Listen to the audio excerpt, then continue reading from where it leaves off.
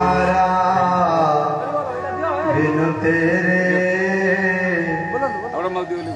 नंदलाल सावरिया मेरो मेरा कोई न सहारा बिनु तेरे नंदलाल सावरिया मेरो मेरा कोई न सहारा बिनु तेरे नंदलाल सावरिया मेरो मेरा कोई न सहारा बिनु तेरे नंदलाल सावरिया मेरो नंदलाल सावरिया मेरो नंदलाल सावरिया मेरो नंदलाल सावरिया मेरो नंदलाल सावरिया मेरो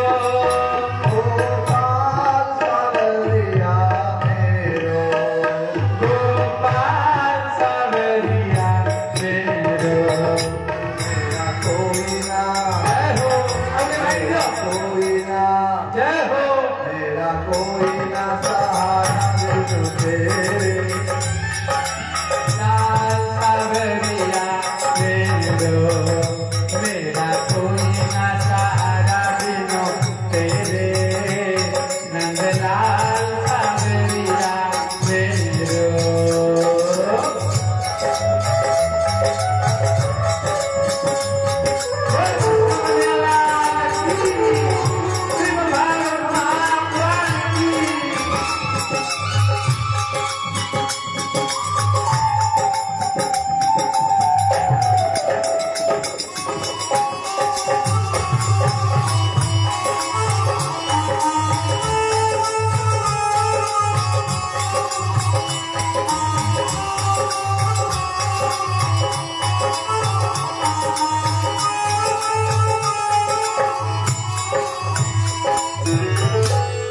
मेरा कोई ना सहारा बिनु तेरे घनश्याम सावरिया मेरो मेरा कोई ना सहारा बिनु तेरे घनश्याम सावरिया मेरो घनश्याम सावरिया मेरो घनश्याम सावरिया मेरो घनश्याम सावरिया मेरो घनश्याम सावरिया मेरो नंदलाल सावरिया मेरो नंदलाल सावरिया मेरो मेरा कोई ना मेरा कोई ना मेरा कोई ना सहारा बिनु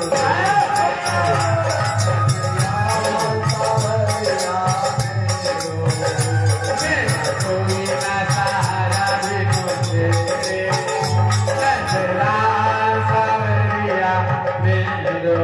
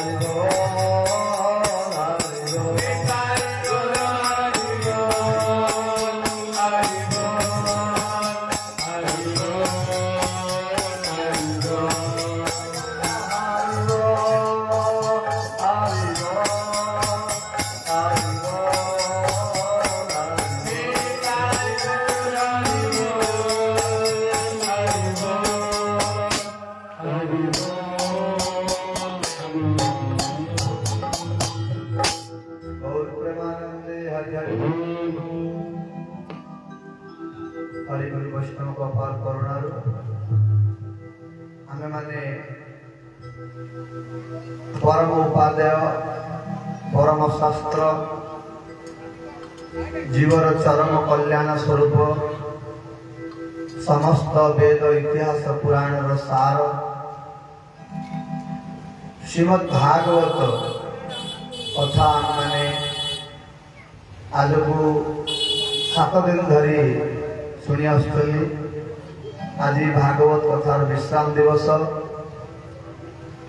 जदिओ आज भागवत आम पूर्णाहुति करिया कथा किंतु समय अभाव आम पूरा संपूर्ण दशम स्कंद एकादश स्कंद द्वादश स्कंद भितर पहुँची पारि ना जत संभव समानुक्रमे आम कथा को आगू बढ़े नेबा। आम गहन आज आमर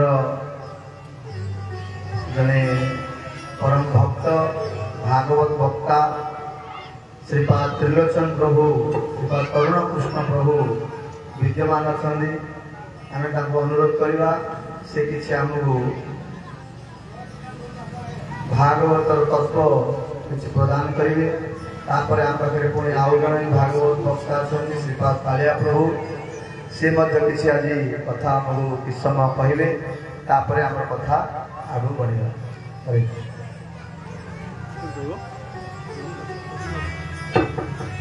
हरे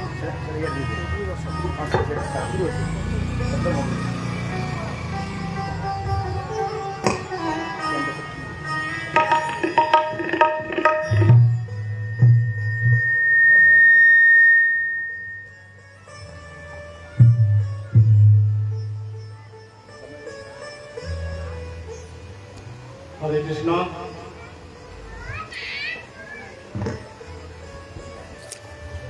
हरि गुरु वैष्णव अपार करुणा आम मैंने आज को 7 दिन प्राय भगवान मधुराति मधुर नाम रूप गुण विशिष्ट श्रीमद भागवत श्रवण करते।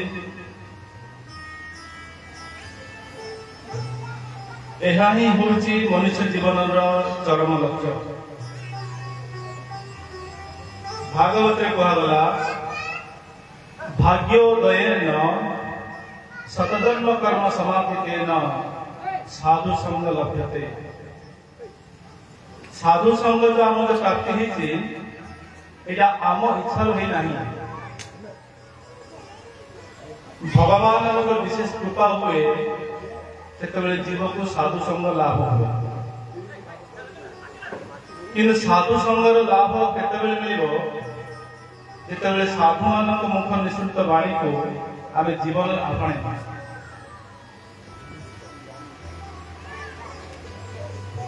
सदा सेव्या श्रीमद्भागवतं कथा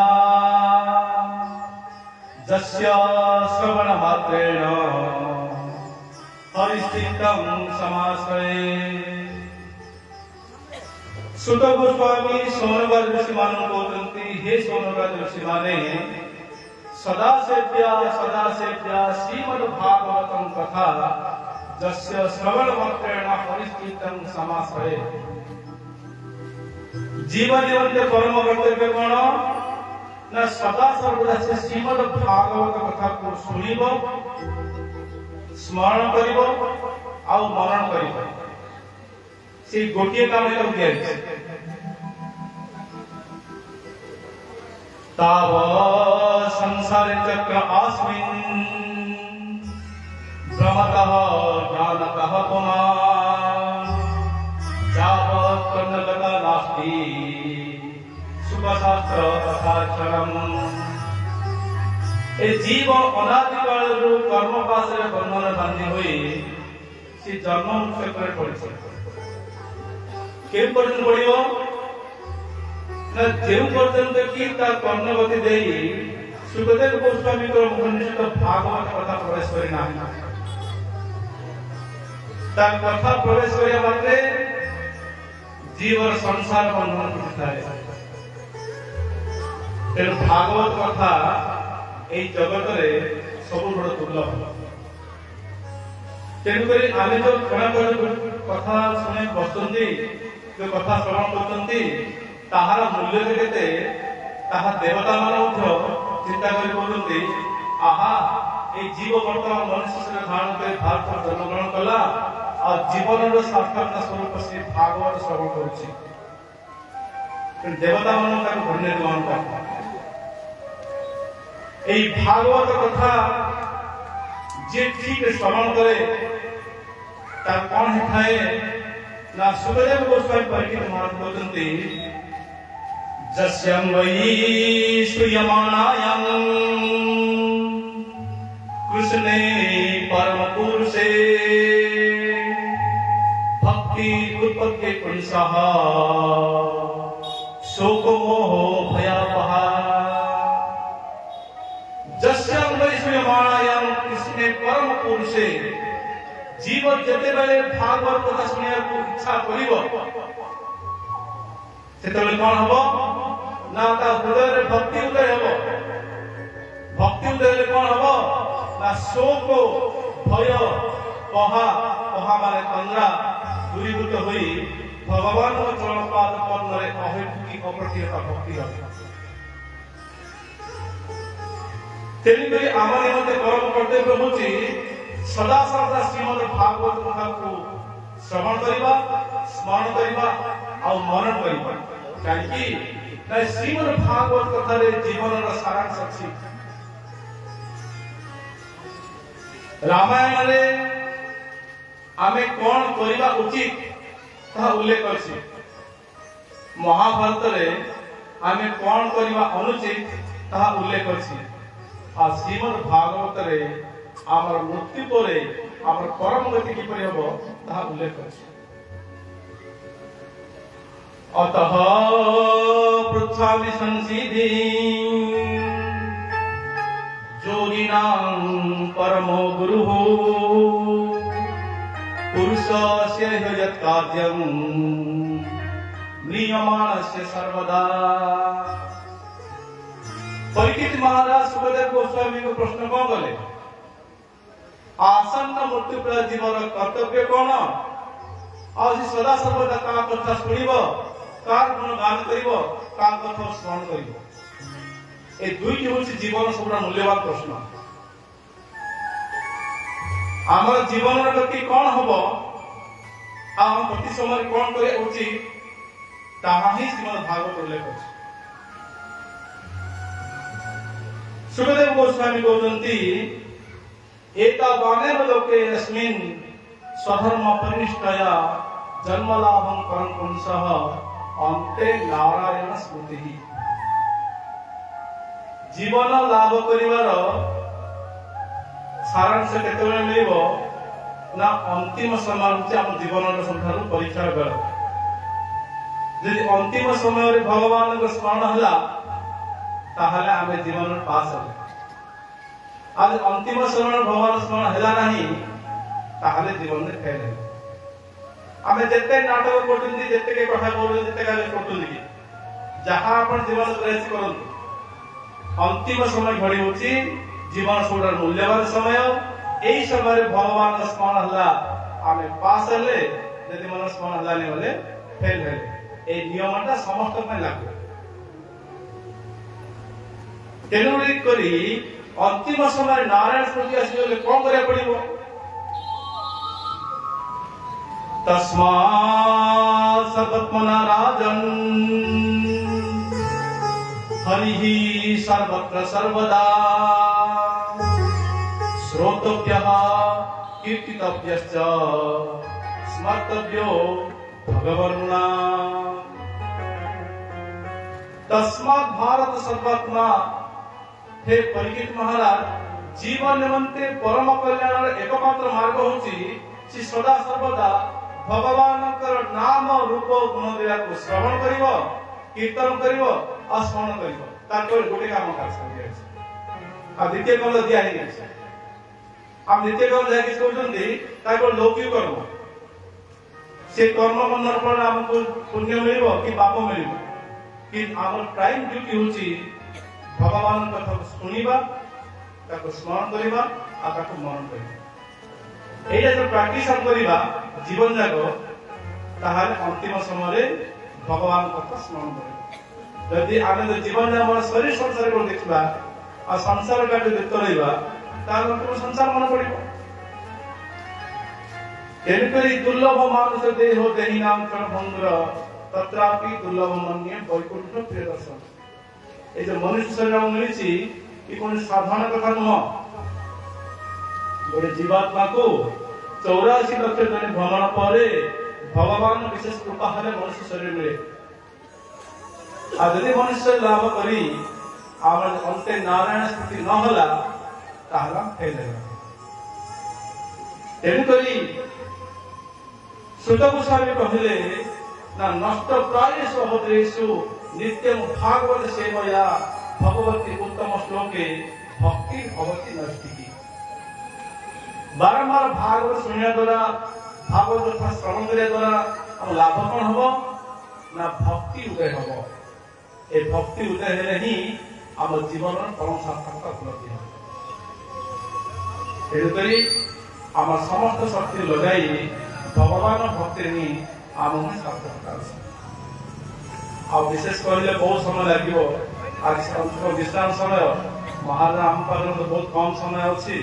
तेणुकरी आउ किसी वैष्णव मान किसी कथा श्रवण करेंगे कि गोटे रिक्वेस्ट होची आपण मानकु जहां कथा सुनला परे ଆସନ୍ତାକାଲି ଘରେ ସେ ଭୁଲି ଯାଇ ସଂସାର ବୁଲିବେନି। ସଂସାର କାମ କରୁଥିବା ମଧ୍ୟ ଭଗବାନ ଯୋଉ କଥା ଶୁଣିଛନ୍ତି ସେ କଥାକୁ ମନନ କରିବେ ଆଉ ସ୍ମରଣ କରିକି ଜୀବନ କାଳତିପାତ କଲେ ଏ ଯୋଉ ଭାଗବତ ଅନୁଷ୍ଠାନ ଅଛି ତା ସାର୍ଥକ ଭାବେ ଆମେ ଅନୁଭବ କରିବୁ। ହରେ କୃଷ୍ଣ।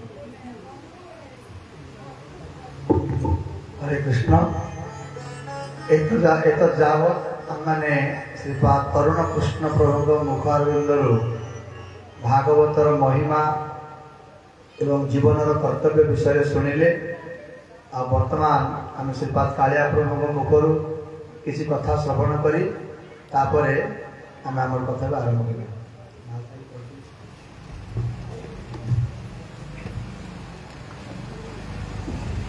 जयत्रातृष्टम विष्णुपाद अष्टोत्तर श्री श्रीमद् श्री भक्ति वैभव गुरु स्वयं गुरु महाराज की जगत गुरु श्री भक्ति सिद्धांत सरस्वती गोस्वामी श्री प्रभुपाद की जय। परम पूज्यपाद दिनेश स्वामी भक्ति सिद्धांति महाराज की परम पूज्यपाद दिनेश स्वामी भक्ति साधन जोगी महाराज की जय। श्रीपाद विजय कृष्णदास ब्रह्मचारी की जय। श्रीपाद कृष्णदास प्रभु की जय। श्रीपाद तरुण प्रभु की जय। अनंत कोटि वैष्णव वृंद की जय। समागत भक्त वृंद की जय। निताई गौर प्रेमानंदे हरि हरि बोल।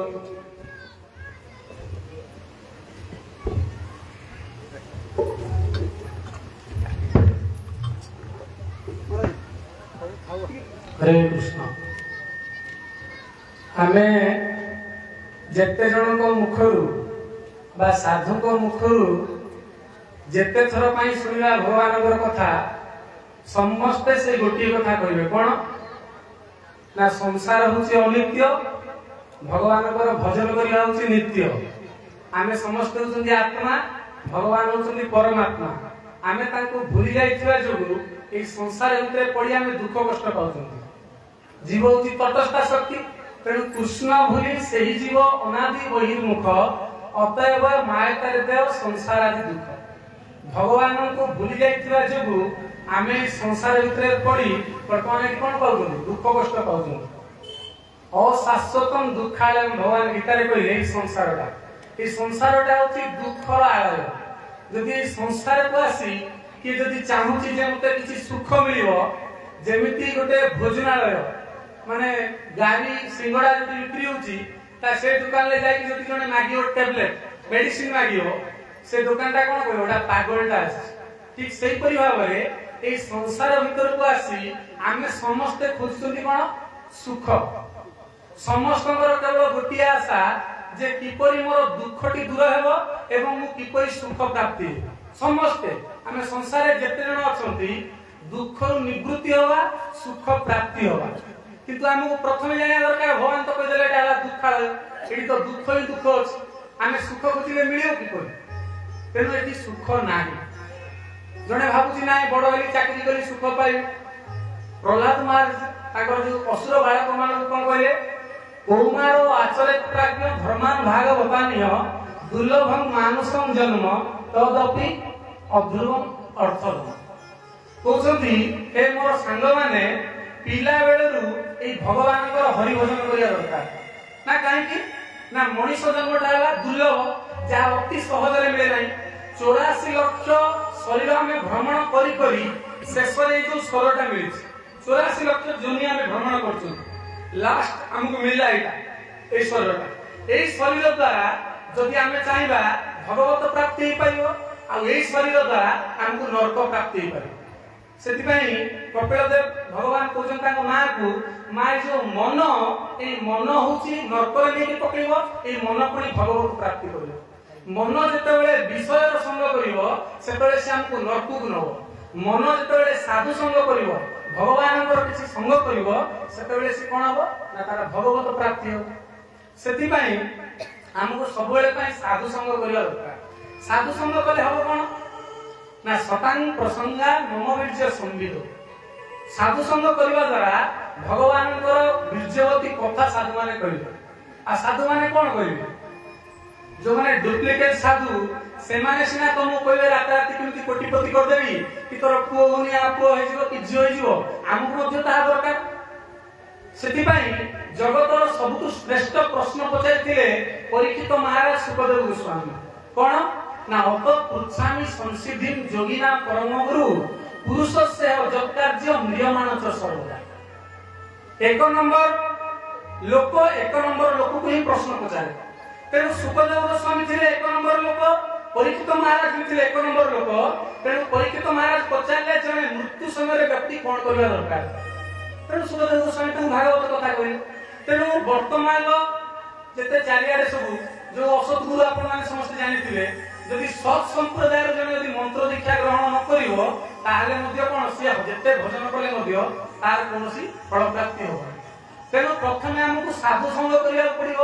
ସାଧୁ ସଙ୍ଗ କଲା ପରେ ଆମକୁ ସେମାନେ ରାସ୍ତା ଦେଖେଇବେ ଯେ କଣ କଲେ ଆମେ ଯିବ ଉଦ୍ଧାର ହବ। ତେଣୁ ପ୍ରହ୍ଲାଦ ମହାରାଜ କହୁଛନ୍ତି ଯେ ପିଲା ବେଳରୁ ଆମକୁ ହରିଭଜନ କରିବାକୁ ପଡିବ। କାରଣ ମଣିଷ ଜନ୍ମଟା କହିଲା ଦୁର୍ଲଭ, କିନ୍ତୁ ଦୁର୍ଲଭ ମାନେ ଯାହା ସବୁଠୁ ଶ୍ରେଷ୍ଠରେ ପାଇଲେ ହେଲେ ମଧ୍ୟ ସେଟା ହଉଛି କଣ ନା ଅଧ୍ରୁବମ୍ ଅସତ୍ୟ। ଅସତ୍ୟ ମାନେ ଜଣେ ଯଦି ଭାବିବ ନାଇଁ ମୁଁ ବଞ୍ଚିବି କେତେ 80 ବର୍ଷ, ଜ୍ୟୋତିଷ ଦେଖୁଛନ୍ତି ମୁଁ 80 ବର୍ଷ ବଞ୍ଚିବି, ତେଣୁ ଏବେ କାହିଁକି ଭଜନ କରିବି, ଲାଷ୍ଟକୁ 10 ବର୍ଷ 70 ବର୍ଷରୁ ଷ୍ଟାର୍ଟ କରିବି 80 ବର୍ଷକୁ ସାରିବି। କେହି ମଧ୍ୟ ଆମେ ଗ୍ୟାରେଣ୍ଟି ଦେଇପାରିବାନି ଯେ କିଏ କେତେ ଦିନ ବଞ୍ଚିବ। ନିଶ୍ୱାସେ ନୈବ ବିଶ୍ୱାସ କବେ ଭବିଷ୍ୟତ। ଏବେ ଅଛି ଗୋଟେ ସେକେଣ୍ଡ ପରେ ମୋ ପାଟିରୁ କଥା ବାହାରିବ କି ନାହିଁ ମୁଁ ମଧ୍ୟ ଗ୍ୟାରେଣ୍ଟି ଦେଇପାରିବି ନାହିଁ। ସେଥିପାଇଁ କୁହାଗଲା ମଣିଷ ଜନ୍ମଟା ହଉଛି ସବୁଠୁ ଶ୍ରେଷ୍ଠ, ହେଲେ ମଧ୍ୟ ତାର ନିଶ୍ଚିତତା କିଛି ନାହିଁ ଯେ କେତେବେଳେ ତାହା ଆମ ହାତରୁ ଖସିକି ଚାଲିଯିବ। ସେଥିପାଇଁ ଆମକୁ ପ୍ରତି କ୍ଷଣ ପ୍ରତି ସେକେଣ୍ଡ ହରିଙ୍କର ଚିନ୍ତନ କରିବାକୁ ପଡିବ। କାରଣ ଅଜାମିଳ ଆଜ୍ଞା ଥରେ ନାରାୟଣ ନାଁ ନେଲା, ସିଏ ଉଦ୍ଧାର ହେଇଗଲା, ଆମେ ମଲା ବେଳକୁ ନାରାୟଣ ନେବା କଦାପି ହବ ନାହିଁ। ଯୋଉମାନେ ଯଦି ଭାବୁଛନ୍ତି ଯେ ମୁଁ ଶେଷ ସମୟରେ ନାରାୟଣ ନାଁ ନେଇଯିବି, କଦାପି ହବ ନାହିଁ। ପିଲା ବେଳରୁ ଯାହା ନ ହେଇଛି ଅଭ୍ୟାସ ଶେଷ ବେଳକୁ ହବ ନାହିଁ। ତାର ପ୍ରତ୍ୟକ୍ଷ ଉଦାହରଣ କିଛି ଦିନ ତଳେ ମୋର ଜଣେ ପିଇସି ଚାଲିଗଲେ। ସେ ପିଇସି ଜଣକ ତୁଳସୀ ମାଳି ପିନ୍ଧୁଥିଲେ, ନାଁ ମଧ୍ୟ କରୁଥିଲେ, କିନ୍ତୁ ଅଙ୍ଗନବାଡିରେ ଚାକିରି କରୁଥିଲେ। ଅଙ୍ଗନବାଡିରେ ଅଣ୍ଡା ମିଳେ, ସେ ଲୁଚେଇକି ଅଣ୍ଡା ଖାଆନ୍ତି, ଆମକୁ ଜଣା ନାହିଁ। ତେଣୁ ମୃତ୍ୟୁ ସମୟରେ ଯେତେବେଳେ ମେଡିକାଲରେ ଥିଲେ ସେ ଅଣ୍ଡା ମାଗିଲେ, ତୁଳସୀ ମାଳି ତାଙ୍କ ବେକରୁ ବାହାର କରାଗଲା, ଅଣ୍ଡା ଖାଇକି ସେ ମଲେ। ଦେଖିଲ ଏମିତି ଗତି ହବ ନିଶ୍ଚିତ ରୂପରେ, ପ୍ରତ୍ୟକ୍ଷ ଉଦାହରଣ। ତେଣୁ ଆମକୁ ସବୁବେଳେ ପାଇଁ କଣ କରିବାକୁ ପଡିବ, ଭଗବାନଙ୍କର ଚିନ୍ତନ କରିବାକୁ ପଡିବ। ଚିନ୍ତନ ଥିଲେ ହିଁ କଣ ଭଗବାନ କହିଛନ୍ତି ଯଦ୍ଗତ୍ୱା ନିବର୍ତ୍ତନ୍ତେ ତଦ୍ଧାମ କର୍ମମ। ଆମେ ଯଦି ଭାବିବା ଯଦି ସ୍ୱର୍ଗକୁ ପଳେଇବା କି ବ୍ରହ୍ମଲୋକକୁ ପଳେଇବା, କାହା ଯଦି କିଛି ଇଚ୍ଛା ଥାଏ ତାହେଲେ ମଧ୍ୟ ଆମେ ଦୁଃଖ ଅଛି। କାରଣ ଭଗବାନ ଗୀତାରେ କହୁଛନ୍ତି ଆ ବ୍ରହ୍ମା ଭୁବନା ଲୋକା ପୁନରାବର୍ତ୍ତିନ ଅର୍ଜୁନ ମାମୁ ବ୍ୟକ୍ତିକୁ କନ୍ତେୟ ପୁନର୍ଜନ୍ମ ନ ବିଦ୍ୟତେ। ବ୍ରହ୍ମା ପର୍ଯ୍ୟନ୍ତ ଯଦି ଆମେ ଚାଲିଯିବା ବ୍ରହ୍ମଲୋକକୁ, ପୁଣି ଆମକୁ ଏଇ ମର୍ତ୍ତ୍ୟ ଲୋକକୁ ଆସିବାକୁ ପଡିବ, ପୁଣି ଦୁଃଖ କଷ୍ଟ ଜନ୍ମ ମୃତ୍ୟୁ ଜରା ବ୍ୟାଧି ଭୋଗିବାକୁ ପଡିବ। କିନ୍ତୁ ମାମୁ ବ୍ୟକ୍ତିକୁ କନ୍ତେୟ, କିନ୍ତୁ ମୋର ଶରଣ ଯୋଉମାନେ ନେଇଯିବେ, ମୋର ଯୋଉମାନେ ଭଜନ କରିବେ, ଯୋଉମାନେ କୃଷ୍ଣଙ୍କର ଭଜନ କରିବେ, ତାଙ୍କ ପାଖକୁ ଆମେ ଚାଲିଗଲା ପରେ ପୁନର୍ଜନ୍ମ ନ ବିଦ୍ୟତେ, ଆଉ ଆମକୁ ଏ ଶରୀର ମିଳିବ ନାହିଁ। এই শরীরে কেবল দুঃখ ହିଁ ଦୁଃଖ, ଏଠି ସୁଖ ବୋଲି କିଛି ନାହିଁ। ତେଣୁ ପ୍ରହ୍ଲାଦ ମହାରାଜ କହିଲେ ଯେ ପିଲାମାନେ ତମେ ପିଲା ବେଳରୁ ମୋ ସାଙ୍ଗମାନେ ତମେ ପିଲା ବେଳରୁ ଭଜନ କର। ସାଙ୍ଗମାନେ କହିଲେ ଆରେ ଛୋଟ ବେଳରୁ ଭଜନ କରିବୁ, ଠିକ ଅଛି ଆମେ ଜାଣିଗଲୁ ଛୋଟ ବେଳୁ ଭଜନ କରିବୁ, ହେଲେ ଭଜନ କରିବୁ ଯେ ଆମେ ଚାହୁଁଛୁ ସୁଖ ମିଳିବା ପାଇଁ। ସୁଖ କିଏ ଦବ? ପ୍ରହ୍ଲାଦ ମହାରାଜ କହିଲେ ସୁଖମ୍ ଇନ୍ଦ୍ରିୟ କନ୍ଦୈତ୍ୟାଂ ଦେହ ଯୋଗିନ ଯୋଗିନାମ୍ ସର୍ବତ୍ର ଲଭ୍ୟତେ ଦୈବାତ୍ ଯଥା ଦୁଃଖମ୍ ଅଯତ୍ନତ। କିଏ ଚାହୁଁଛି ମତେ ଦୁଃଖ ମିଳୁ ବୋଲି, କିଏ ଚାହୁଁଛି ଆମେ ଯେତିକି ଜଣ ବସୁଛନ୍ତି, କିଏ ଚାହୁଁଛି ମୋ ଶରୀର କିଛି କଷ୍ଟ ହଉ, ମତେ କିଛି ଦୁଃଖ ଆସୁ, କିଏ ଚାହୁଁଛି ମତେ ଜ୍ୱର ହଉ, ମତେ କିଛି ରୋଗ ହଉ, ହେଲେ ମଧ୍ୟ ଜ୍ୱର ହଉଛି, ହେଲେ ମଧ୍ୟ କଷ୍ଟ ଯେପରି ଆସୁଛି, ନ ଚାହିଁଲେ ଠିକ ସେଇପରି ଆମେ ସୁଖ ନ ଚାହିଁଲେ ମଧ୍ୟ ଆମକୁ ଅଟୋମେଟିକ ଆସିବ। ତେଣୁ ଆମେ ସଂସାରରେ ଯେତେ ସବୁ କାମ କରୁଛନ୍ତି କେବଳ ସୁଖ ପାଇବା ପାଇଁ, କିନ୍ତୁ ସେ ସୁଖ ଆମର ପୂର୍ବ ଜନ୍ମର ପ୍ରାରବ୍ଧ ଅନୁଯାୟୀ ଅଟୋମେଟିକ ଆମକୁ ଆସିବ। ତା ପରଶ୍ଲୋକରେ କହିଛନ୍ତି ପ୍ରହ୍ଲାଦ ମହାରାଜ ପ୍ରୟାସ ନ କର୍ତ୍ତବ୍ୟ ଯତ ଆୟୁ ବ୍ୟୟ ପରମ। ଯୋଉମାନେ ଜାଗତିକ ସୁଖ ପାଇଁ ନିଜର ସମୟକୁ ନଷ୍ଟ କରନ୍ତି ସେମାନେ କେବେ ମଧ୍ୟ ମୁକୁନ୍ଦ ଚରଣକୁ ଭଜନ କରିପାରନ୍ତି ନାହିଁ। ଆମେ ସମସ୍ତେ କଣ କରୁଛନ୍ତି? ଆମ ସମସ୍ତଙ୍କର ସବୁ ଭକ୍ତ ଅଛନ୍ତି, ଆମେ ସମସ୍ତେ ଭକ୍ତ ବର୍ତ୍ତମାନ ହେଇଛନ୍ତି, କିନ୍ତୁ ଧନ ଆଉ ବ୍ୟକ୍ତି, ଆମର ବିଶ୍ୱାସ ଯେତିକି ଧନ ଉପରେ ଅଛି, ଯେତିକି ବ୍ୟକ୍ତି ଉପରେ ଅଛି, ସେତିକି ଭଗବାନଙ୍କ ଉପରେ ନାହିଁ। ଠିକ ନା ଭୁଲ? ଆମର ଆମେ ନାମ କରୁଛନ୍ତି, 16 ମାଳା କରୁଛନ୍ତି, 32 ମାଳା କରୁଛନ୍ତି, 64 ମାଳା କରୁଛନ୍ତି, ସବୁ କିଛି କହୁଛନ୍ତି ହେ ପ୍ରଭୁ ସବୁ ତୁମରି ଭରସା କହି ଦଉଛନ୍ତି, କିନ୍ତୁ ପୁଣି ତାହେଲେ କାହିଁକି ଆମେ ବ୍ୟାଙ୍କରେ ଟଙ୍କା ବାନ୍ଧୁଛନ୍ତି? ପୁଣି କାହିଁକି ଆମେ ଏତେ କାମ ଦାମ ସବୁ କରୁଛନ୍ତି? ଆମକୁ ତ କୁହାଗଲା ଭଗବାନ ସବୁ କିଛି ଦେବେ, ସବୁ ଛାଡ଼ି ଛୁଡ଼ାକି ହରିଭଜନ କର, କରିପାରୁଛନ୍ତି କି? କରିପାରୁନାହାନ୍ତି। କାହିଁକି? ଆମର ବ୍ୟକ୍ତି ଆଉ ଧନ ଉପରେ ଯେ ପର୍ଯ୍ୟନ୍ତ ଭରସା ଅଛି ସେତେବେଳେ ଭଗବାନଙ୍କର ଭରସା ଅଟୋମେଟିକ ଆମର ନିଜର କମିଯିବ। ଯେତେବେଳେ ସମ୍ପୂର୍ଣ୍ଣ ରୂପରେ ଆମେ ଶରଣାଗତ ହେଇଯିବା ଭଗବାନଙ୍କ ଉପରେ, ଭଗବାନ ରକ୍ଷା କରିବେ। ଭଗବାନ ଗୀତାରେ କହିଛନ୍ତି ଅନନ୍ୟା ଚିନ୍ତୟନ୍ତେ ମାନ ଯୋଜନା ପର୍ଯ୍ୟୁପାସତେ ତେଷାଂ ନିତ୍ୟାଭିଯୁକ୍ତାନାଂ ଯୋଗକ୍ଷେମଗାମ। ମୁଁ ତାର ସବୁ ଭରଣ ପୋଷଣ କରିବି। ତେଣୁ ପ୍ରହ୍ଲାଦ ମହାରାଜ କହିଲେ ତତ୍ପ୍ରୟାସ ନ କର୍ତ୍ତବ୍ୟ। ଏ ଜାଗତିକ କାମ ଦାମ କିଛି କରିବା ଦରକାର ନାହିଁ, ପାଠଶାଠ ପଢିବା ଦରକାର ନାହିଁ। କାହିଁକି? ଯଦି ଏ ଜାଗତିକ କାମ ପାଇଁ କଣ ପାଇଁ କରିବ ନା ଟଙ୍କା ମିଳିବ, କିମ୍ବା ଘର ଦ୍ୱାର ହବ, କିମ୍ବା କିଛି ଗୋଟେ ଜଗତରେ ନେମ୍ ଫ୍ରେମ୍ ମିଳିବ, କହିଲେ ଏଇଟା କିଛି ଆବଶ୍ୟକ ନାହିଁ। ପୂର୍ବଜନ୍ମର ଯାହା ଅର୍ଜିତ, ପୂର୍ବଜନ୍ମର କରିଥିବା ଭଲ କର୍ମ ବର୍ତ୍ତମାନ ଆମକୁ ସୁଖ ଦଉଛି, ପୂର୍ବ ଜନ୍ମର କରିଥିବା ଖରାପ କାମ ବର୍ତ୍ତମାନ ଆମକୁ ଦୁଃଖ ଦଉଛି। ତେଣୁ ଆମକୁ ସେତିକି ସହିଯାଇ ହରିଭଜନ କେବଳ କରିବାକୁ ପଡ଼ିବ। କାରଣ ଭଗବାନଙ୍କ ପାଖରେ ଏମିତି ଶକ୍ତି ଅଛି, ଆମର ଯେତେ ସମସ୍ତ ପ୍ରକାରର ଖରାପ କର୍ମ ଅଛି, ପ୍ରାରବ୍ଧ ଅଛି, ତାକୁ ହରିଙ୍କ ବ୍ୟତୀତ ଆଉ କେହି ମଧ୍ୟ କାଟି ପାରିବେ ନାହିଁ। ତେଣୁ ଆମକୁ ସବୁବେଳେ ପାଇଁ ଭଗବାନଙ୍କର ଭରସା କରିବାକୁ ପଡ଼ିବ। ଭଗବାନଙ୍କ ଉପରେ ଭରସା କରୁଥିଲେ କିଏ? ଚୈତନ୍ୟ ମହାପ୍ରଭୁଙ୍କର ଜଣେ ପାର୍ଶ୍ୱଦ ଥିଲେ ଶ୍ରୀଦାସ ପଣ୍ଡିତ। ମହାପ୍ରଭୁ ତାଙ୍କର ଚାରି ଭାଇ। ଶ୍ରୀଦାସ ପଣ୍ଡିତ କିଛି କାମ ଦାମ କରନ୍ତି ନାହିଁ, ସବୁ ଖାଲି ବସି କଣ କରନ୍ତି? ହରେ କୃଷ୍ଣ କୃଷ୍ଣ କୃଷ୍ଣ ହରେ ହରେ, ହରେ ରାମ ରାମ ରାମ ହରେ। ଥରେ ଚୈତନ୍ୟ ମହାପ୍ରଭୁ ଜାଣି କହିଲେ ଶ୍ରୀଦାସ ପଣ୍ଡିତ, କିଛି ତମେ କାମ ଦାମ କରୁନ, ଆଉ ତମକୁ ଯଦି ଖାଇବାକୁ ଯଦି ନ ମିଳିବ ତମେ କଣ କରିବ? ସେ କହିଲେ ମୋର ତ କୃଷ୍ଣ ଭରସା ଅଛନ୍ତି। କହିଲେ ଯଦି ତମକୁ ଖାଇବାକୁ ନ ମିଳିବ, ସେତେବେଳେ କଣ କଲେ ନା ତିନିଟା ତାଳି ମାରିଲେ ଶ୍ରୀଦାସ ପଣ୍ଡିତ। ମହାପ୍ରଭୁ ପଚାରିଲେ କଣ ତିନିଟା ତାଳିର ଅର୍ଥ କିଛି ବୁଝିପାରିଲେ ନାହିଁ। କହିଲେ ତିନିଟା ତାଳିର ପ୍ରଭୁ ଅର୍ଥ ହଉଛି, ପ୍ରଥମ ଦିନ ଯଦି ମତେ ଖାଇବାକୁ ନ ମିଳିବ ମୁଁ ଭାବିବି କୃଷ୍ଣ ଆଜି ମୋ ଭାଗ୍ୟରେ ଖାଇବା ଲେଖା ନାହିଁ। କହୁଛନ୍ତି ଆମେ ଦାନେ ଦାନେ ପେଲି ଖାଏ ଖାନେ ବାଲେ କାନା, ଆଜି ହୁଏତ ଭଗବାନ କୃଷ୍ଣ ମୋ ଭାଗ୍ୟରେ ଖାଇବାର ଲେଖି ନାହାନ୍ତି, ଶୋଇପଡ଼ିବି। ଦ୍ୱିତୀୟ ଦିନ ମଧ୍ୟ ସେମିତି ଚିନ୍ତା କରିବି, ଆଜି ମଧ୍ୟ କୃଷ୍ଣ ମୋ ଭାଗ୍ୟରେ ଖାଇବା ଲେଖି ନାହାନ୍ତି। ତୃତୀୟ ଦିନ ଯଦି ନ ମିଳିଲା ସେଦିନ ମଧ୍ୟ ଶୋଇପଡ଼ିବି, କିନ୍ତୁ ଚତୁର୍ଥ ଦିନ ସକାଳେ ଉଠି ପରିବାର ଯାଇ ବେକରେ କଣ କରିବି? ବଡ ବଡ ପଥର ବାନ୍ଧି ଗଙ୍ଗା ନଦୀ ସିନା ମୁଁ ଝାମ୍ପ ଦେଇଦେବି, ମାନେ ଲମ୍ଫ ପ୍ରଦାନ କରିଦେବି, କିନ୍ତୁ ଏ ଜଗତର ଆଉ କାହାର ମୁଁ ଶରଣରେ ରହିବି, କାହାର ଶରଣକୁ ମୁଁ ଯିବି ନାହିଁ। ଚୈତନ୍ୟ ମହାପ୍ରଭୁ ତାଙ୍କ ଉପରକୁ ଲମ୍ଫ ପ୍ରଦାନ କଲେ, ତାକୁ ଭିଡ଼ିକି ଧରିଲେ। କହିଲେ ତୋର କୃଷ୍ଣଙ୍କ ଉପରେ ଏତେ ଭରସା? କହିଲେ ହଁ। ମହାପ୍ରଭୁ କହିଲେ ଲକ୍ଷ୍ମୀ ଯଦି ଭିକ୍ଷା କରେ ନଗରେ ନଗରେ, ତଥାପି ଦାରିଦ୍ର୍ୟ ତମା ନାହିଁ ବେକ ଭଳି। କହିଲେ ଦରକାର ପଡିଲେ ସମସ୍ତ ଧନର ମାଲିକାଣୀ ଯିଏ ଲକ୍ଷ୍ମୀ, ସିଏ ହୁଏତ କେତେବେଳେ ଯାଇପାରନ୍ତି, କୋଉ ଘରେ ଭିକ୍ଷା କରିପାରନ୍ତି, କିନ୍ତୁ ତୋ ଘରେ ଆଜି ତୁ କେବେ ମଧ୍ୟ ଦରିଦ୍ରତା ହବ ନାହିଁ। ଭାଗବତ ମଧ୍ୟ କହୁଛନ୍ତି ସକଳ ଭୁବନ ମଧ୍ୟରେ ନିର୍ଧନାସ୍ତେ ଅପି ଧନ୍ୟା ନିବସତି ହୃଦି ତେଷାଂ ଶ୍ରୀ ହରେ ଭକ୍ତି ରେଖା ହରିରପି ନିଜ ଲୋକଂ ସର୍ବଥା ତୋ ବିହାୟ ପ୍ରବିଶତି ହୃଦି ତେଷାଂ ଭକ୍ତି ସୂତ୍ର ଉପନଧ। ଏ ଜଗତରେ ସବୁଠୁ ବଡ଼ ଧନୀ କିଏ? ହୁଏତ ଜାଗତିକ ଧନ ହିସାବରେ ସେ ନିର୍ଧନୀ ହେଇପାରେ, କିନ୍ତୁ ଯାହା ହୃଦୟରେ ଏଇ ହରିଭକ୍ତି ଅଛି, ବିଷ୍ଣୁ ଭକ୍ତି ଅଛି, ସିଏ ହଉଛି ଜଗତରେ ସବୁଠୁ ବଡ଼ ଧନୀ। ନା କିପରି ଭାବରେ? ନା ଯାହା ହୃଦୟରେ ବିଷ୍ଣୁ ଭକ୍ତି ରହିଲା, ହରିରପି ନିଜ ଲୋକଂ, ଭଗବାନ ଆଉ ତାଙ୍କର ଯୋଉ ଧାମ ବୈକୁଣ୍ଠ ରହିପାରିବେ ନାହିଁ, ଛାଡିକି ସେଠୁ ପଳେଇ ଆସିବେ। ଆସି କୋଉଠି ରହିବେ? ସେ ଭକ୍ତର ହୃଦୟରେ ବାସ କରିବେ। କିପରି ବାସ କଲେ? ନା ଭକ୍ତି ସୂତ୍ରୋପନଧ। ଏଇ ଯୋଉ ଭକ୍ତ ଜଣକ ତାର ଯୋଉ ଭକ୍ତି ରୂପକ ଦୌଡ଼ିରେ ସେ ଭଗବାନଙ୍କୁ ଗୋଲକ ବୃନ୍ଦାବନରୁ ଟାଣି ଆଣିକି ତାର ହୃଦୟ ଭିତରେ ବାନ୍ଧିଦିଏ। ତେଣୁ ସମସ୍ତଙ୍କୁ ଆମକୁ କଣ କରିବାକୁ ପଡିବ? ଭକ୍ତି କରିବାକୁ ପଡିବ। ଭକ୍ତିର ଅର୍ଥ କଣ? ଭକ୍ତିର ଅର୍ଥ ହଉଛି ଆମର 10ଟି ଇନ୍ଦ୍ରିୟ ଏବଂ ମନ। এই 10ଟି ଇନ୍ଦ୍ରିୟ ଏବଂ ମନକୁ ନେଇ ଭଗବାନ ଶ୍ରୀକୃଷ୍ଣଙ୍କର ସେବା କରିବାକୁ କୁହାଯାଏ ଭକ୍ତି।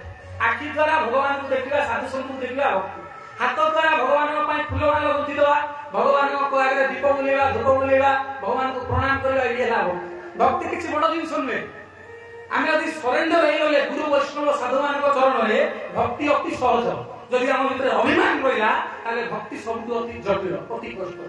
ତେଣୁ ଭକ୍ତି କରିବା ପାଇଁ କିଛି ପତ୍ରଂ ପୁଷ୍ପଂ ଫଲଂ କରେ ଭଗବାନ କହୁଛନ୍ତି ଗୀତାରେ, କିନ୍ତୁ ଶ୍ରଦ୍ଧା ସହକାରେ, ଭକ୍ତି ସହକାରେ ଭଗବାନଙ୍କୁ ଦିଅ। କିଛି ନାହିଁ, ଫୁଲ ଟିକେ, ଟଗର ଫୁଲ ତ ମିଳିପାରିବ, ଗାଁରେ ଧୂପ ପତ୍ର ତ ମିଳିପାରିବ, ପାଣି ମୁଣ୍ଡ ତ ମିଳିପାରିବ, ଭଗବାନଙ୍କୁ କିନ୍ତୁ ଭକ୍ତି ସହକାରେ ଦେଲେ। ଆମର ଯୋଉ 10 ଇନ୍ଦ୍ରିୟ ମନ, এই 11ଟି ଦ୍ୱାରା ଯଦି ଆମେ ଭଗବାନଙ୍କର କୌଣସି ସେବା କଲେ, ତାକୁ କୁହାଯାଏ ଭକ୍ତି। କଳିଯୁଗରେ ଭକ୍ତିର ଅଙ୍ଗ 9 ପ୍ରକାର କୁହାଯାଇଛି ଶାସ୍ତ୍ରରେ। 9 ଭିତରୁ ପୁଣି 5 ଭିତରୁ ପୁଣି କଣ କୁହାହେଲା? ତାର ମଧ୍ୟ ସର୍ବଶ୍ରେଷ୍ଠ ନାମ ସଂକୀର୍ତ୍ତନ। भगवान श्री कृष्ण नाम संकीर्तन हरे कृष्ण कृष्ण कृष्ण हरे हरे हरे राम राम राम हरे हरे যদি জনে ভগবানଙ୍କର নাম ସଂକୀର୍ତ୍ତନ କରେ ତାହେଲେ ଭଗବାନ ସବୁଠୁ ଅଧିକ ଖୁସି ହେନ୍ତି। କାହିଁକି ନା ନାରଦ କହିଲେ, ନାରଦ ପଚାରିଲେ କୋଉଠି ରୁହନ୍ତି ନା ତତ୍ର ତିଷ୍ଠାମି ନାରଦ ମଦ୍ଭକ୍ତା ଯତ୍ର ଲାୟକ। ମୁଁ ବୈକୁଣ୍ଠ ରହୁନି, ଯୋଗୀମାନଙ୍କ ହୃଦୟରେ ରହୁନି, କିନ୍ତୁ ମୋର ଭକ୍ତମାନେ ଯୋଉଠି ମୋର ଗୁଣ କୀର୍ତ୍ତନ କରନ୍ତି ମୁଁ ସେଇଠି ସବୁବେଳେ କାହିଁ ରହୁନି। ତାହେଲେ ଆମେ କାହିଁକି ଭାବିବା ଭଗବାନ ଆମଠୁ ଦୂରରେ ଅଛନ୍ତି? କାହିଁକି ଆମେ ଭାବିବା ଭଗବାନ ଆମ ହୃଦୟରେ ଆମେ କାହିଁକି ବାନ୍ଧି ପାରିବା? କିନ୍ତୁ କେତେବେଳେ ବାନ୍ଧିବା? ଆମ ହୃଦୟରେ କଣ ଅଛି? କାମ, କ୍ରୋଧ, ଲୋଭ, ମୋହ, ମଦ, ଆଶ୍ଚର୍ଯ୍ୟ। ଏ ସବୁ ସିନା ଦୂର ହେଲେ ଭଗବାନ ଆସିକି ହୃଦୟରେ ବସିବେ। ତେଣୁ ଅଇନାଟା ଆମକୁ ଦେଖାଉନି ଆମର ମୁହଁ କିପରି ନା ଅଇନା ଉପରେ ଧୂଳି ଅଛି। ତେଣୁ ଆମ ହୃଦୟରେ ଏ ସବୁ ବିଷୟ ସବୁ ଭରି ହେଇକି ରହିଛି। ତେଣୁ ସମସ୍ତଙ୍କର ଏଇ ଯୋଉ ବିଷୟ ସବୁ ଦୂର କରିବା ପାଇଁ ଆମକୁ ସାଧୁ ସଙ୍ଗ ଦରକାର। ଆଉ ଆମେ ଭାବିବା ନାହିଁ ଯେ ନାଇଁ ନାମ କଲେ କିଛି ଲୋକ କହୁଛନ୍ତି ଆଜ୍ଞା ମୁଁ ତ ପାପ କରୁଛି କି ମୁଁ ତ ଆଇଁଷ ଖାଉଛି ଆଉ କିମ୍ବା ମୁଁ ନାମ କଲା ବେଳେ କିଛି ଲୋକ କୁହନ୍ତି ନାମ କଲା ବେଳେ ମନ କଣ ଚଞ୍ଚଳ ହଉଛି, ତେଣୁ ମୁଁ ନାମ ଯେତେବେଳେ ମୋ ମନ ସ୍ଥିର ହବ ସେତେବେଳେ ନାମ କରିବି। ଜଣେ ସାଧୁ କହିଲେ ଗୋଟେ ଲୋକକୁ ରୋଗ ହେଇଛି, ଜ୍ୱର ହେଇଛି, ସେ ଗଲା ମେଡିସିନ ଆଣିବାକୁ। ମେଡିସିନ ଆଣିଲେ ସେ ଯୋଉ ଡାକ୍ତର ଯିଏ କହିଲେ ମୁଁ ଗୋଟେ ମେଡିସିନ ଦେଲେ, କହିଲେ ନିଅ ମେଡିସିନଟା ଖାଇବ ରୋଗ ଭଲ ହେଇଯିବ। ସେ ଲୋକଟା କହିବ ନା ନା ଆଗେ ମୋ ରୋଗଟା ଭଲ କରିଦିଅ ତାପରେ ମୁଁ ମେଡିସିନ ଖାଇବି। କେବେ ସମ୍ଭବ ହବ? ଠିକ ସେଇପରି ଭାବରେ ଆମ ଭିତରେ ସମସ୍ତଙ୍କ ଭିତରେ କିଛି କାମ, କ୍ରୋଧ, ଲୋଭ, ମୋହ, ମଦ, ମାଶ୍ଚର୍ଯ୍ୟ, ଅପରାଧ ସବୁ ପ୍ରକାରର ଖରାପ ଗୁଣ ଅଛି। କାହିଁକି ନା ଜନ୍ମ ଜନ୍ମ ଧରିକି କୋଟି କୋଟି ଜନ୍ମ ଧରିକି ଆମେ ଏସବୁ ଖରାପ ଗୁଣରେ ଲିପ୍ତ ହେଇକି ଅଛନ୍ତି। କିନ୍ତୁ ଭଗବାନ ଗୁରୁ ବୈଷ୍ଣବ କୃପା କରିକି ଆମକୁ ତୁଳସୀ ମାଳି ଦେଇଛନ୍ତି, ହରିନାମ କରିବା ପାଇଁ କହୁଛନ୍ତି। ଏଇ ସବୁ ଦୂର କିପରି ହବ? ସେଇ ଯଦି ବାରମ୍ବାର ଯଦି ମେଡିସିନ ଖାଇଲେ ରୋଗଟା ଦୂର ହବ, ସବୁଠୁ ବଡ ମେଡିସିନ ହଉଛି କଣ ନା ହରିନାମ। ସବୁଠୁ ଯେତେ ଜଗତରେ ପ୍ରାୟଶ୍ଚିତ ଅଛି ସବୁଠୁ ବଡ ପ୍ରାୟଶ୍ଚିତ କଣ ନା ଭଗବାନଙ୍କର କେବଳ ନିରନ୍ତର ନାମ ସଂକୀର୍ତ୍ତନ କରିବା ଦରକାର। ତେଣୁ ସମସ୍ତଙ୍କୁ ଅନୁରୋଧ, ସମସ୍ତେ ପ୍ରତ୍ୟେକ ଦିନ ଅନ୍ତତଃ ସମସ୍ତେ ଯୋଉମାନେ ମାଳା ନେଇଥିବେ 16 ମାଳା ଜପ କରିବେ। ଯୋଉମାନେ ବି ମାଳା ନେଇନାହାନ୍ତି, ଆମ୍ବ ଗାଁରେ ତ ଆମର ପ୍ରଥମ ପ୍ରୋଗ୍ରାମ, ସମସ୍ତଙ୍କୁ ଅନୁରୋଧ ସମସ୍ତେ ଆସି ମାଳା ନେବେ କିମ୍ବା ମହାରାଜଙ୍କୁ ପଚାରିବେ ଏବଂ ହରେ କୃଷ୍ଣ କୃଷ୍ଣ କୃଷ୍ଣ ହରେ ହରେ ହରେ ରାମ ରାମ ରାମ ହରେ ହରେ ଜପ କରିବେ। ହରି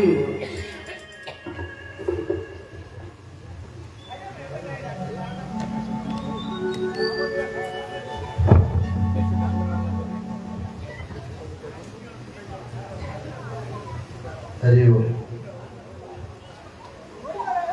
गुरुवे गौरचंद्राय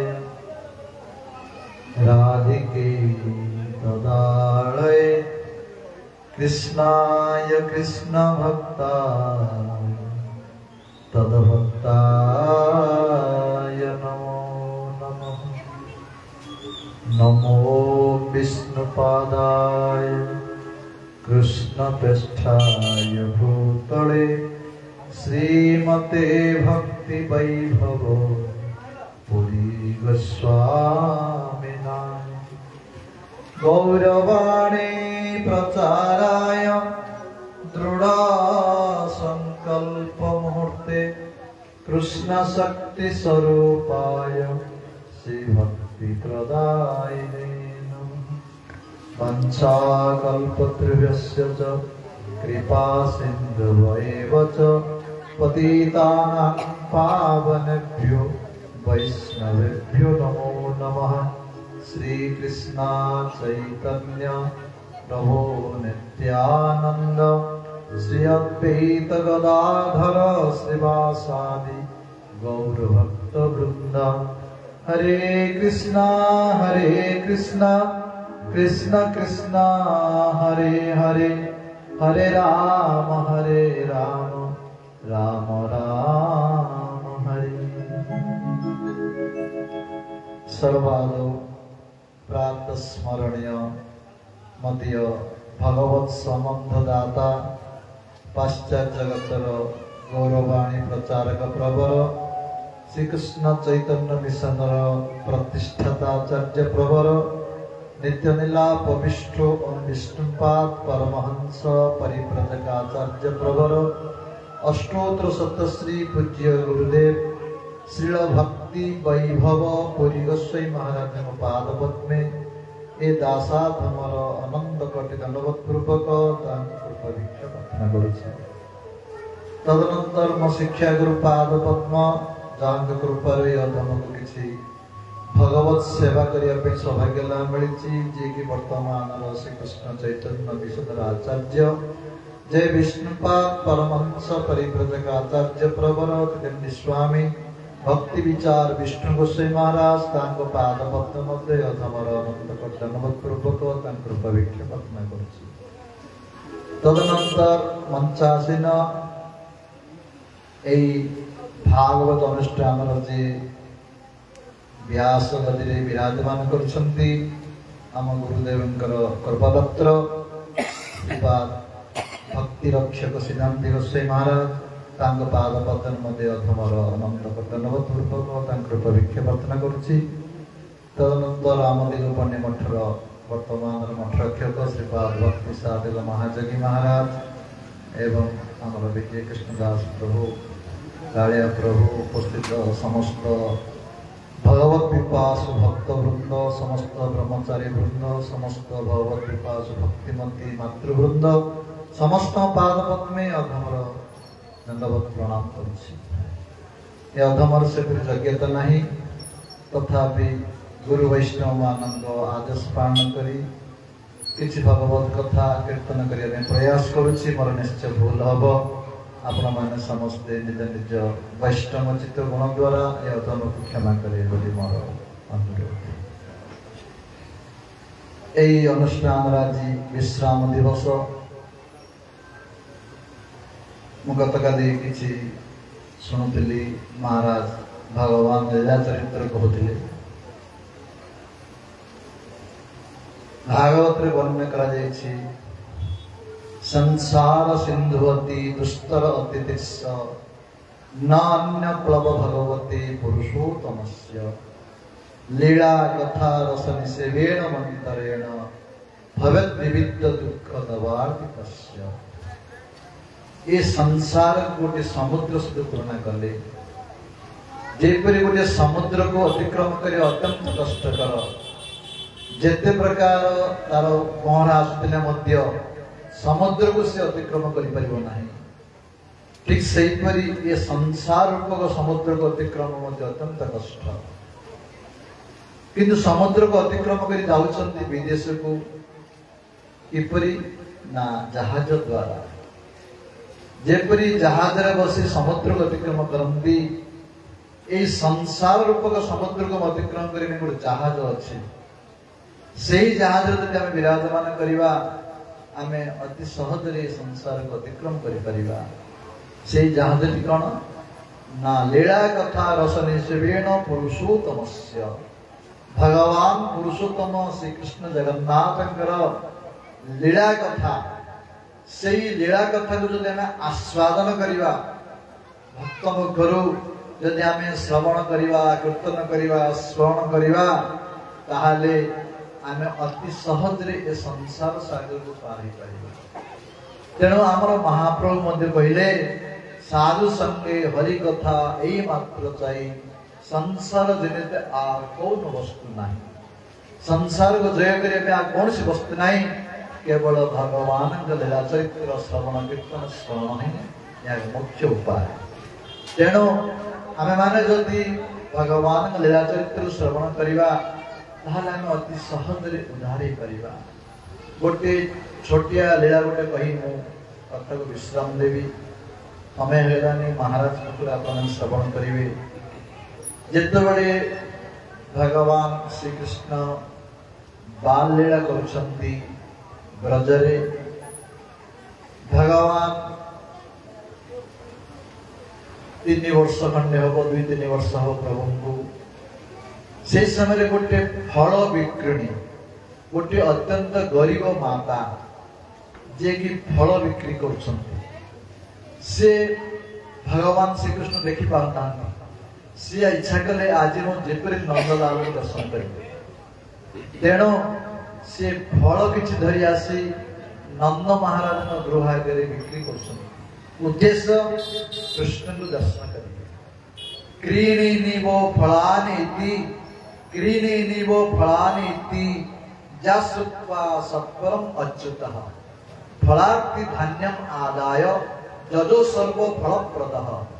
से माटी को किए फल नवरे फल के फल नवरे फल भगवान अंतर्जामी से नंद महल भितर साई कान पड़ा सी कहले रे फल देवा लोक तो मु भगवान गीता कहते जे कर्मण्य बाधिकारस्तु महाफलसु कदाचन मु फल दवा लोक मु या फल दवा लोक आसला जिते प्रभु आसिले भक्तर भाव देखी आसी कहले मते फल दियो प्रभु को दर्शन करी से माटी प्रेम रे तलीन हो गले लाला फल दिन हो किसी फरी आसे घर से प्रभु छम छम करी गृह गले जाई किसी धान धरी आसिले दुई हाथ रे गोटे छोट पिलार धान जो दुई हाथ धरी आसुंदी सब धान तो पड़ी हो रास्ता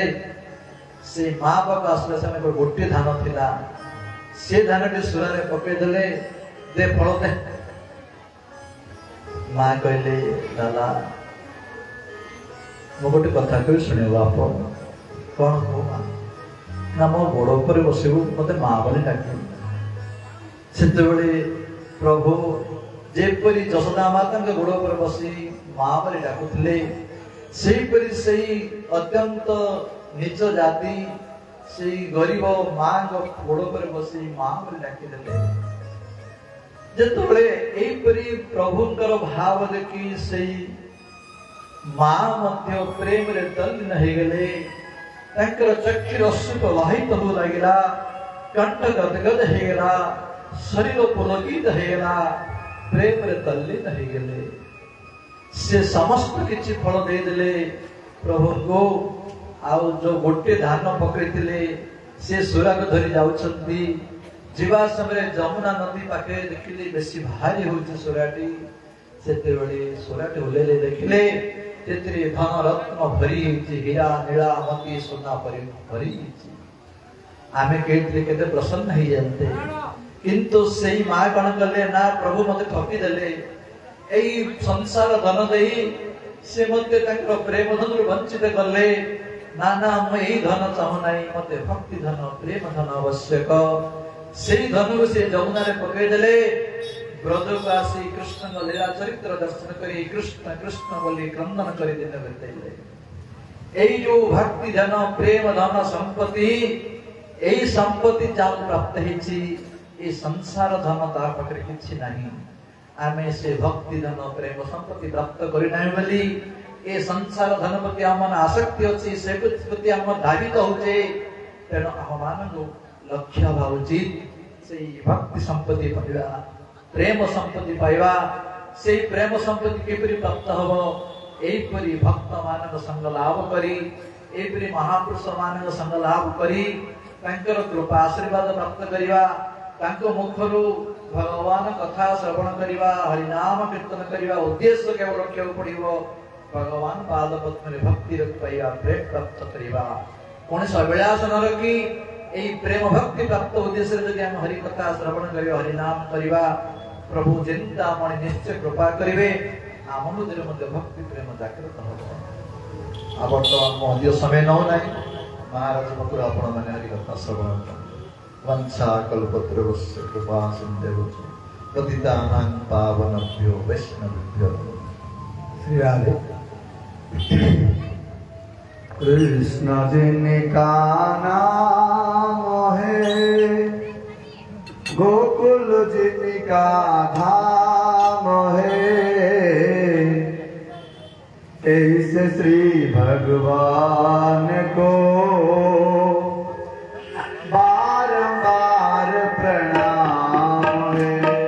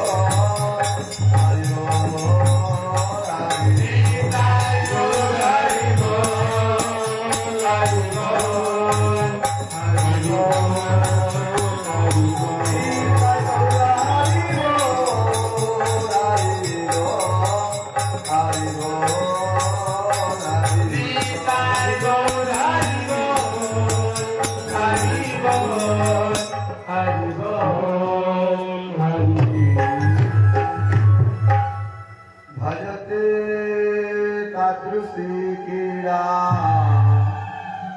या श्रुत्वा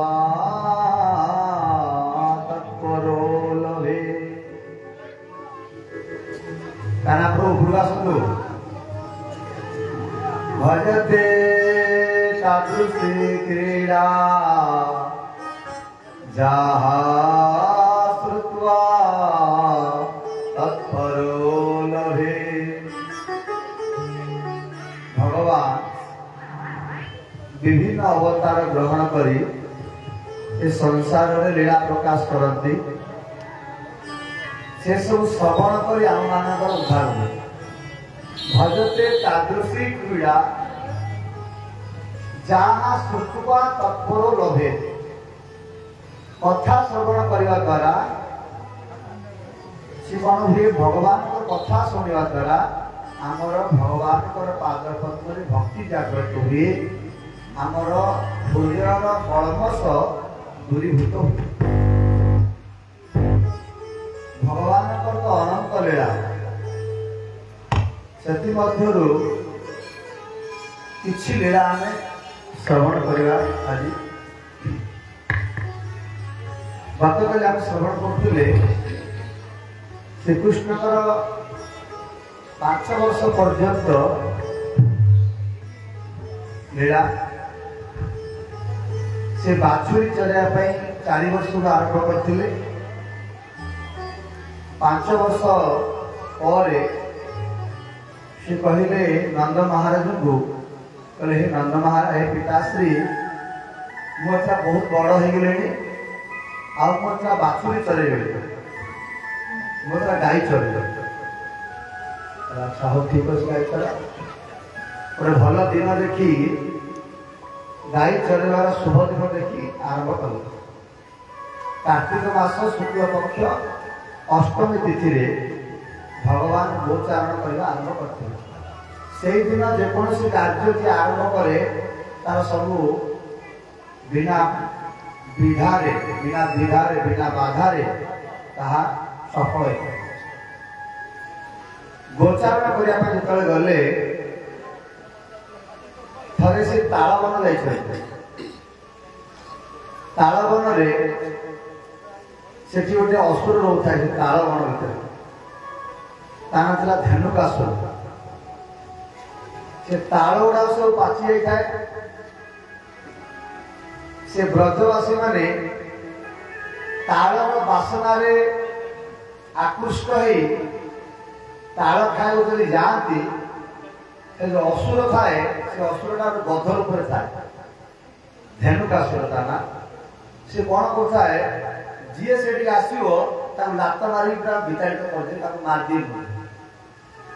ଦିନେ କୃଷ୍ଣ ବଳରାମ ସଖା ପିଲାମାନଙ୍କ ସହିତ ସେ ତାଳବନକୁ ଗାଈ ଚରାଇବାକୁ ଯାଇଛନ୍ତି। ସେ ପାଚିଲା ତାଳର ବାସନା ପାଇକି କୃଷ୍ଣଙ୍କ ସାଙ୍ଗମାନେ, ସଖା ପିଲାମାନେ କହିଲେ, କାହ୍ନା, ହେ କୃଷ୍ଣ, ହେ ମହାବାହୁ ବଳରାମ, ଆମକୁ ପାଚିଲା ତାଳ ଖାଇବାକୁ ଇଚ୍ଛା ହଉଛି, ଆଉ ଟିକେ ତାଳ ଆମ ଖାଇବା। ବଳରାମ କହିଲେ, ହଉ ଠିକ ଅଛି, ତମେ ଛିଡା ହେଇଛ, ମୁଁ ଯାଇକି ତାଳ ଗଛରୁ ତାଳ ତୋଳିକି ଆଣୁଛି। କହିକି ବଳରାମ କଣ କଲେ, ସେ ତାଳ ବନକୁ ଯାଇ ଗୋଟେ ତାଳ ଗଛକୁ ଧରି ପୁରା ଜୋରରେ ହଲେଇଲେ।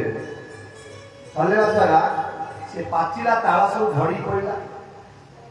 ଝଡ଼ି ପଡ଼ିଲା ପରେ ତାକୁ ବଳରାମ ଉଠଉଛନ୍ତି ଆଣିବା ପାଇଁ ବୋଲି, ଏ ଯୋଉ ତାଳ ଗଛକୁ ଝାଡ଼ିବା ଦ୍ୱାରା ଯୋଉ ଦୁଗ୍ଧୁ ବହି ସବୁ ତାଳ ଫଳ ପଡ଼ିଲା, ସେ ଯୋଉ ଅସୁର ଥିଲା ଧେନୁକାସୁର, ତାର ପରିବାର ସହିତ ସେଇଠି, ସିଏ କହିଲା, ମୋର ବିନା ଅନୁମତିରେ କିଏ ତାଳ ତୋଳୁଛି? ସେ ଆସିଲା ଦେଖିବାକୁ।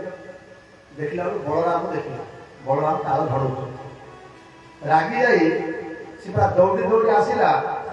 ଆସିକି ତାର ମୁହଁ ବୁଲେଇ ଦେଲା, ମାନେ ଗଧ ମାନେ କେମିତି ଫାଇଟିଂ କରନ୍ତି, ପଛ ଗୋଡ଼ରେ ମାରନ୍ତି ସେମାନେ। ସେ ଦୌଡ଼ି ଦୌଡ଼ି ଆସିଲା, ଆସିକି ପଛପଟେ ବୁଲିଗଲା। ବୁଲି ଯାଇ ତାର ପଛ 2 ଗୋଡ଼ରେ ବଳରାମଙ୍କ ଛାତିକି ଜୋରରେ ମାରିଦେଲା। ବଳରାମ ତ ବଳରାମ, ବଳ ଭିତରେ ସେ ସବୁଠୁ ବଳିଆ। ତାଙ୍କ ଛାତିକି ଯେତେବେଳେ 2 ଲାତ ମାରିଲା ଗୋଡ଼ରେ, ବଳରାମକୁ ଲାଗିଲା ଯେ ତାଙ୍କୁ କିଏ 2ଟା ଫୁଲ ଫୋପାଡ଼ି ଦେଲା। ଫୁଲଟା ଯଦି ଜଣ ଜୋର ଫୋପାଡ଼ିବ, ଯେତିକି କଷ୍ଟ ହବ, ବଳରାମ ସେପରି ଲାଗିଲା। କିଛି ହଲଚଲ ହେଲେନି ବଳରାମ। ସିଏ ତା ମନରେ ଆହୁରି କ୍ରୋଧ ହେଇଗଲା। ହଁ, ସିଏ କଣ କଲା, ଆଉ ଟିକେ ପଛକୁ ଗଲା ଦୌଡ଼ିକି, ଆଉ ଥରେ ଦୌଡ଼ି ଦୌଡ଼ି ଦୌଡ଼ି ଦୌଡ଼ି ଆସିଲା। ଆସି ପୁଣି ବୁଲି ପଡ଼ିଲା, ପଛ ଗୋଡ଼ 2ଟାରେ ମାରିଲା, ଲାତ ଧରି ବଳରାମ ଛାତି। ବଳରାମ ଛଡ଼ା କଣ କଲେ, ସାବଧାନ ହେଇଯାଇଥିଲେ ସିଏ, ତାର 2ଟା ଗୋଡ଼ରୁ 2 ହାତରେ, ଗୋଟେ ହାତରେ ଧରିଦେଲେ। ଗିରି ଗିରି ଗିରି ବୁଲେଇଲେ, ବୁଲେଇ ବୁଲେଇ ବୁଲେଇ ବୁଲେଇ ବୁଲେଇଲା, ସେ ହରିବୋଲ ହେଇଗଲାଣି। ସେ ଧରିକା ବୁଲେଇଲେ, ବୁଲେଇକି ଯୋଉ ତାଳ ଗଛ ସେ ଝଡ଼ଉଥିଲେ, ସେ ତାଳ ଗଛରେ ଧରିଲେ ମାରିକି ଯିବ। ଯେମିତି ସେ ତାଳ ଗଛରେ ପିଟିଛନ୍ତି, ସେ ତାଳ ଗଛ ଗୋଟେ ଉପୁଡ଼ିଗଲା। ଆପଣମାନେ ଦେଖିଥିବେ, ତାଳ ଗଛ ଯୋଉ ଫାଇଲିନ୍ ବାତ୍ୟା ଆସିଥିଲା, ବହୁତ ଗଛ ଉପୁଡ଼ି ଯାଇଥିବେ, କିନ୍ତୁ ତାଳ ଗଛ କୋଉଠି ଉପୁଡ଼ିବାର ଦେଖିଲେ, ବାଇଚାନ୍ସ ଉପୁଡ଼ିଥିଲେ। କିନ୍ତୁ ତାଳ ଗଛର ଚେର ଗୁଡ଼ାକ ବହୁତ ଦାମ। କିନ୍ତୁ ଫାଇଲିନ୍ ବାତ୍ୟାଠୁ ମଧ୍ୟ ବଳରାମଙ୍କର ଯୋଉ ମାଡ଼, ସେ କଣ ଆହୁରି 200-300 ସ୍ପିଡରେ ବାତ୍ୟା। ସେତିକି ନାହିଁ, ଯୋଉ ତାଳ ଗଛକୁ ମାରିଲେ ସେ ତାଳ ଗଛ ଉପୁଡ଼ିଗଲା। ସେ ତାଳ ଗଛ ଯୋଉ ତାଳ ଗଛ ବାଜିଲା, ସେ ତାଳ ଗଛ ଉପୁଡ଼ିଗଲା। ସାରା ବଣ ହରିବୋଲ ହେଇଗଲା। ଆଉ ବୃନ୍ଦାବନ ତାଳ ବନ ନାହିଁ, ତାଳ ଗଛ ନାହିଁ, ଆଉ ଗୋଟିଏ ଅଛି। ତେଣୁକରି ଇଏ ହେଲା ବଳରାମ। ସମସ୍ତେ ତାପରେ ଖୁସି ହେଇଯାଇ ଆଗକୁ ବଢିଲେ। ପ୍ରତ୍ୟେକ ଦିନ ଯାଉଛନ୍ତି, ପ୍ରତ୍ୟେକ ଦିନ କିଛି କିଛି ଲୀଳା ହଉଥାଏ। ଆଉ ଦିନ ଘଟଣା, ଗୋଟେ କଂସ ଗୋଟେ ଅସୁରକୁ ପଠେଇଛି। ସେ ଅସୁରଟା କଣ କରୁଛି, କୃଷ୍ଣକୁ ବଳରାମକୁ କେମିତି କଣ ମାରିବ ବୋଲି ଚିନ୍ତା କରି, ମାନେ ବ୍ରଜରେ ତ ବହୁତ ଗୋପାଳ ପିଲା ନା, ଗୋଟେ ଦିଟା ପିଲା ଅଛନ୍ତି ନା, କେତେ ଗୋପାଳ ପିଲା ଅଛନ୍ତି। ସମସ୍ତଙ୍କର କାହାର 100 ଗାଈ, କାହାର 200 ଗାଈ, କାହାର 500 ଗାଈ, କାହାର 1000 ଗାଈ, ସମସ୍ତେ ନିଜ ନିଜର ଗାଈ ଧରି ଯାଉଛନ୍ତି ନା। ଆଉ କୃଷ୍ଣଙ୍କର ସମସ୍ତ ଗାଈ ହଉଛନ୍ତି, କୃଷ୍ଣର ନନ୍ଦ ରାଜାଙ୍କର 9 ଲକ୍ଷ ଗାଈ, ଆଉ ବାକି କାହାର କେତେ ଗାଈ, ଏ ସମସ୍ତେ ଗାଈ ଧରି ଯାଉଛନ୍ତି। ଏ ଗାଈ ଧରି ଗଲେ, ହେଲେ ସେ ଭିତରେ କଣ ହେଇଛି ନା, ଗୋଟେ ଅସୁର, ତା ନାଁ ହେଲା ପ୍ରଳମ୍ବାସୁର। ସେ ପ୍ରଳମ୍ବାସୁର ସେ କଣ କରୁଛି ନା, ଗୋଟିଏ ମାନେ ଗୋପାଳ ପିଲା ରୂପ ହେଇଯାଇଛି। ଅସୁରଟା ରୂପ ପରିବର୍ତ୍ତନ କରିଦେଇଛି। ଗୌଡ଼ ପିଲାମାନେ ଯେମିତି କଛା ମାରିକି ତାଙ୍କ ମୁଣ୍ଡରେ ପଗଡ଼ି ବାନ୍ଧିଥିବେ, ଆଉ ତାଙ୍କ ହାତରେ ଠେଙ୍ଗା ଥିବ, ସେମିତି ବେଶ ହେଇଯାଇଛି। ଏ ଜଣା କିଏ ଚିହ୍ନି ପାରୁନାହାନ୍ତି ଏଟା ଗୋଟେ ଅସୁର। ସମସ୍ତେ ଭାବୁଛନ୍ତି ଏଇଟା ଗୋଟେ ଗୌଡ଼ ପିଲାଟା ଆସିଛି, ମାନେ ଗାଈ ଚରାଇବା ପାଇଁ ବୋଲି। ସେଠୁ କୃଷ୍ଣ ଚିହ୍ନି ଦେଇଛନ୍ତି, କେବଳ ବଳରାମ ବି ଚିହ୍ନି ପାରୁନାହାନ୍ତି। ଦେଖନ୍ତୁ, ହେଲେ ସେଠୁ କୃଷ୍ଣ କହିଲେ ଆଜି କବାଡି ଖେଳିବା। କହିଲେ ହଁ ହଁ କବାଡି ଖେଳିବା। ଆଚ୍ଛା, କବାଡି ଖେଳିଲେ ଯିଏ ଜିତିବ ଆଉ ଯିଏ ହାରିବ ତାର କଣ ତାର ସର୍ତ୍ତ ରହିବ? ଆମେ ସର୍ତ୍ତ ବର୍ତ୍ତମାନ ମାନେ କଣ, ପଇସା ସର୍ତ୍ତ ହେଲା। ପଇସା ତ ନଦେଲେ କଣ କରିବ, କଣ ଗୋଟେ ସର୍ତ୍ତ? କୃଷ୍ଣ କହିଲେ ଯୋଉ ପାର୍ଟିଟା ଜିତିବ ସେ ପାର୍ଟି, ସେ ଦଳକୁ ହାରିବା ଦଳ କାନ୍ଧରେ ବସେଇବ, 1 କିଲୋମିଟର ଚାଲିବ। ଏଇଠୁ ଚୁଡୁମପୁର ଛକ ପର୍ଯ୍ୟନ୍ତ ଚାଲିଯିବ, ବସେଇ କାନ୍ଧରେ ବସେଇ, କମ ସେ କମ କାନ୍ଧରେ ବସେଇ ଜଣକ ଯିବ, ଯିଏ ଜିତିବ। ଏହା ହେଲା ତାର ମୂଲ୍ୟ। ସେଠୁ କଣ ହେଲା, ସେଠୁ ଦଳ ତିଆରି କରାହେଲା। କୋଉ ଦଳରେ କିଏ ରହିବ? ଗୋଟେ ଦଳରେ ରହିଲେ କୃଷ୍ଣ, ଆଉ ଗୋଟେ ଦଳରେ ରହିଲେ ବଳରାମ। ଏ ଯୋଉ ପ୍ରଳମ୍ବାସୁର ସିଏ କଣ କଲା ନା, କୃଷ୍ଣଙ୍କ ଦଳରେ ରହିଗଲା। ତାହେଲେ କୃଷ୍ଣକୁ କେତେ ଅସୁର ଆସିଲେଣି ମାରିବା ପାଇଁ ବୋଲି, ଆକୁ କିଏ ମାରୁନାହାନ୍ତି, ଏ ସମସ୍ତଙ୍କୁ ମାରି ଦଉଛି, ମୁଁ ଆକୁ ମାରି ପାରିବି କି ନାହିଁ, ଏ ବଳରାମ ତାକୁ ମାରିବି। ଏହା ଚିନ୍ତା କରିକି ସିଏ କଣ କଲା, କୃଷ୍ଣଙ୍କ ଦଳରେ ରହିଲା ପ୍ରଳମ୍ବାସୁର। ହେଲେ କବାଡି ଖେଳ ହେଲା। କବାଡି ଖେଳରେ କୃଷ୍ଣଙ୍କ ଦଳଟା ହାରିଗଲା, ଆଉ ବଳରାମଙ୍କ ଦଳ ଜିତିଗଲା। ହେଲେ ହାରିବା ଦଳ କଣ କରିବେ? ଜିତିବା ଦଳକୁ ଖାନ୍ଦରେ ବସେଇ 1 କିଲୋମିଟର ଚାଲିଯିବେ। ହେଲେ କୃଷ୍ଣ ହାରିଯାଇଛନ୍ତି, ଜିତିବା ପାର୍ଟି ଦଳକୁ ଖାନ୍ଦରେ ବସେଇବେ। ହେଲେ ରାଧାରାଣୀଙ୍କର ଜଣେ ଭାଇ ଅଛନ୍ତି। ରାଧାରାଣୀଙ୍କର ଭାଇ ଭଉଣୀ ବିଷୟରେ ପ୍ରାୟ କେହି ଜାଣନ୍ତିନି, ଖାଲି ରାଧାରାଣୀ ଜାଣନ୍ତିନି। ତାଙ୍କ ବାପା ମା ବି ନା କେତେବେଳେ ଜଣା ନାହିଁ ମଧ୍ୟ, ଖାଲି ରାଧାରାଣୀ। ରାଧାରାଣୀଙ୍କର ବାପାଙ୍କ ନାଁ ହେଲା ବୃଷଭାନୁ ରାଜା, ମାଙ୍କ ନାଁ ହେଲା କୀର୍ତ୍ତିଦା ଦେବୀ, ଆଉ ତାଙ୍କ ଭାଇଙ୍କ ନାଁ ହେଲା ଶ୍ରୀଦାମ। ସୁଦାମ ନାହିଁ, ଶ୍ରୀଦାମ। ଆଉ ରାଧାରାଣୀଙ୍କ ଜଣେ ଭଉଣୀ ବି ଥିଲେ, ସାନ ଭଉଣୀ, ତାଙ୍କ ନାଁ ଥିଲା ଅନଙ୍ଗ ମଞ୍ଜରୀ। ହେଲେ ଏ ରାଧାରାଣୀଙ୍କର ଭାଇ ଯିଏ ଶ୍ରୀଦାମ, ସିଏ ବଳରାମଙ୍କ ଦଳରେ ଥିଲେ, ସିଏ ଜିତି ଯାଇଛନ୍ତି। ସିଏ ଆସି କୃଷ୍ଣଙ୍କୁ କହିଲେ କାହ୍ନା, ତମେ ହାରିଗଲ, ବର୍ତ୍ତମାନ ମତେ ଖାନ୍ଦରେ ବସେଇ 1 କିଲୋମିଟର ଚାଲ। କୃଷ୍ଣ କହିଲେ ତୁ କଣ ଜାଣିନୁ ମୁଁ ଭଗବାନ ବୋଲି? କହିଲା ଭଗବାନ ଆଉ ଚାଲିବନି, ଆଉ ଭଗବାନ କହିଲେ ହବନି, ଫଳରେ ହାରିଛୁ, ମତେ ଖାନ୍ଦରେ ବସା। ସେଠୁ କୃଷ୍ଣ ବାଧ୍ୟ ହେଇ କଣ କଲେ, ଶ୍ରୀରାମକୁ ଖାନ୍ଦରେ ବସେଇଲେ, ବସେଇ 1 କିଲୋମିଟର ଚାଲିଲେ। ଏପଟେ ସେ ପ୍ରଳମ୍ବାସୁର ଆସି ବଳରାମକୁ କହିଲା କି ମୁଁ ହାରି ଯାଇଛି, ଆଉ ତମେ ମୋ ଖାନ୍ଦରେ ବସ, ତମକୁ 1 କିଲୋମିଟର ଚଲେଇ ନେବି। ବଳରାମ ଜାଣିପାରିଲେ ଏଇଟା ଅସୁରଟା ବୋଲି, ସେ ହଁ କହୁଛି ଆସିକି ତା ଖାନ୍ଦରେ ବସି ପଡେ। ସେ ପ୍ରଳମ୍ବାସୁରର ଖାନ୍ଦରେ ବସିକି ଚାଲିଲେ 1 କିଲୋମିଟର। ଗଲା ପରେ ବଳରାମ ଆରାମସେ ବସିଛନ୍ତି ସେ ଖାନ୍ଦ ଉପରେ। ସେ 1 କିଲୋମିଟର ଗଲା ପରେ ସେ ପ୍ରଳମ୍ବାସୁର ଚିନ୍ତା କଲା କଣ, ବୋଲା ଆକୁ ଆକାଶକୁ ଉଡେଇ ଧରି ପଳେଇବେ। ଏହା ଚିନ୍ତା କରିକି 1 କିଲୋମିଟର ଧରି ଚାଲି ଗଲା, ତାପରେ ଦୌଡ଼ିଲା ଜୋର। ବଳରାମ କହିଲେ ଦୌଡୁଛୁ କଣ, ରହ ତୋର ହେଇଗଲା ଓଲା ମତେ। କହିଲା ଓଲା କଲେ ବି କଣ ତତେ ତ ମାମୁଁ ଘରୁ ନେଇଯିବେ। କହିଲା ମୋ ମାମୁଁ ଘର ତ କଂସ। କହିଲା ହଁ ହଁ ସେ କଂସ ମାମୁଁ ଘରୁ ନେଇଯିବ ଚାଲ କହିକି ସେ ଉଡ଼ିଲା ଉପରେ ଆଉ ସେ ଅସୁର ରୂପ ଯେ ଉଡ଼ିଲା। ବଳରାମ ତା ଖାଣ୍ଡ ଉପରେ ବସିଥିଲେ, ଦି ହାତ ବି ଧରିଲେ, ମାନେ ଦି ହାତ ବୁଲି ଦେଲେ, ମାରିଲେ ତା ମୁଣ୍ଡ ଗୋଟେ ବିଧା, ତା ମୁଣ୍ଡ ପୁରା କୁଳକୁଳାଇ ଫାଟି ଛିଞ୍ଚତ ରହିଗଲା। ଜୟ ପ୍ରଳମ୍ବାରୀ ଭଗବାନ ବଳରାମ କି।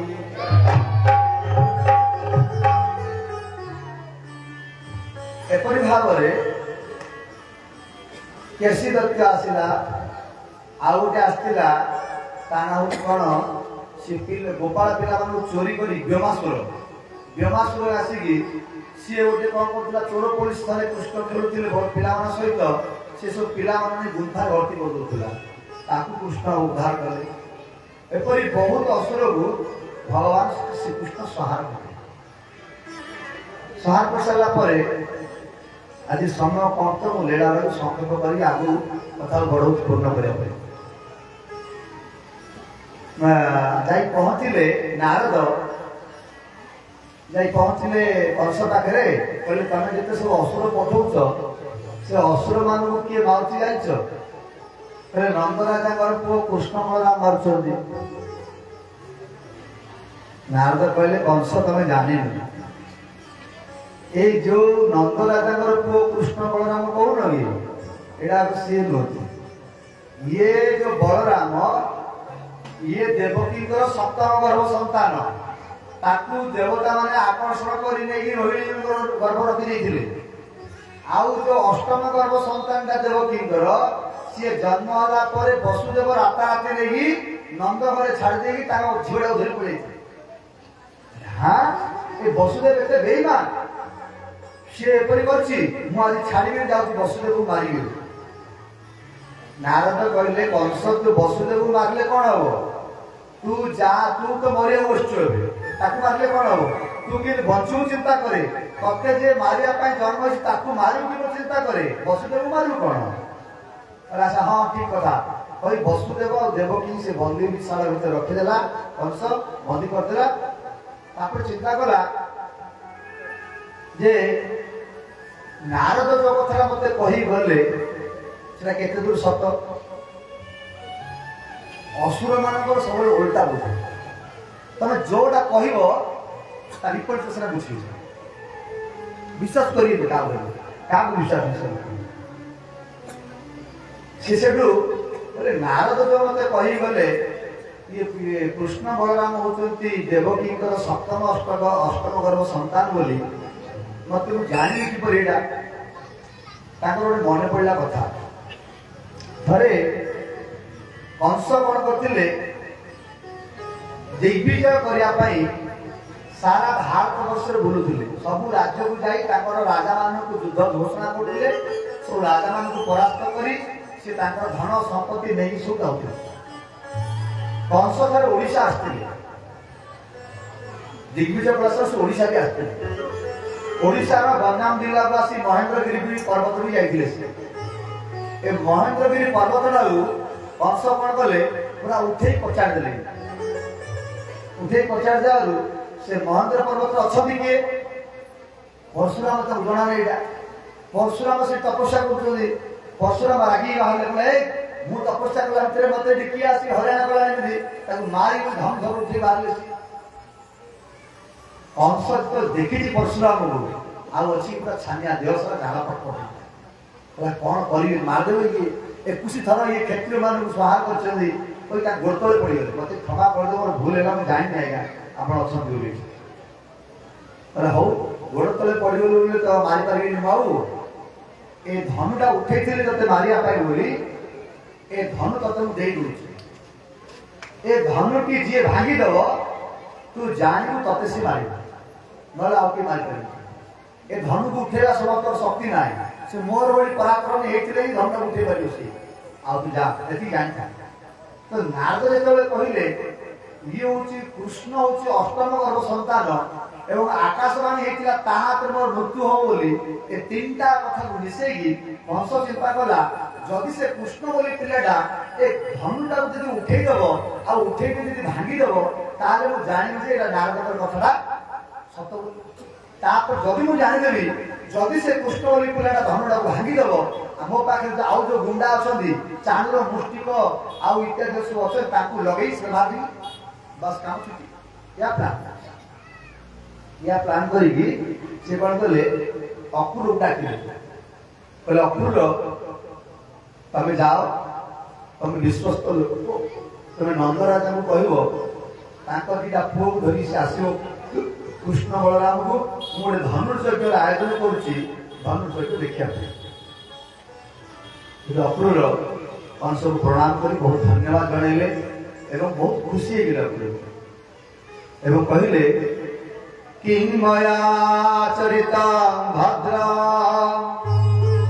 କିଂ ତପ୍ତ ପରମଂ ତପଃ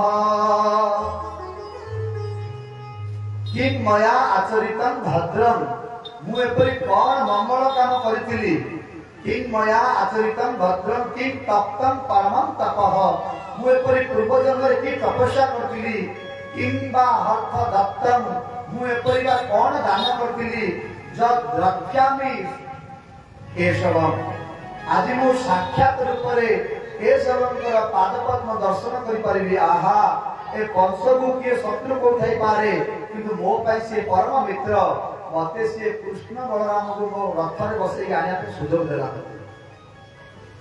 ଅକ୍ରୁର ସେ କଣ କଲେ ନା ଅତି ଖୁସିରେ ରଥରେ ବସିଲେ ବସିକି ଚାଲିଲେ ନନ୍ଦ ମହାରାଜଙ୍କର ନନ୍ଦଗାଁ ଗଲା ସମୟରେ ରାସ୍ତାରେ ବହୁତ ଗୁଡିଏ ଶୁଭ ସଂକେତ ତାକୁ ଦେଖାଯାଉଥାଏ ଏବଂ ମନ ଭିତରେ ତାକୁ ଚିନ୍ତା କରିଥାନ୍ତି ଯେ ମୁଁ ଯାଉ ଯାଉ ସନ୍ଧ୍ୟା ହେଇଯାଇଥିବ ସନ୍ଧ୍ୟା ସମୟରେ କୃଷ୍ଣ ନିଶ୍ଚିତ ରୂପରେ ଗାଈ ଗୋଠ ପାଖରେ ଥିବେ ସେତେବେଳେ ଏଇଟା କ୍ଷୀର ଦୁଆ ସମୟଟା ବୋଧେ ଯୋଉଠି କ୍ଷୀର ଧୁଆ ହଉଥିବ ସେଇଠି ବୋଧେ କୃଷ୍ଣ ବଳରାମ ଛିଡା ହେଇଥିବେ ତାହେଲେ ମୁଁ କଣ କରିବି ସେତେବେଳେ ମୁଁ ରଥ ଉପରୁ ଡେଇଁ ପଡି ତାଙ୍କର ଗୋଡ ତଳେ ସାଷ୍ଟାଙ୍ଗ ଦଣ୍ଡବତ ହେଇ ପଡିଯିବି।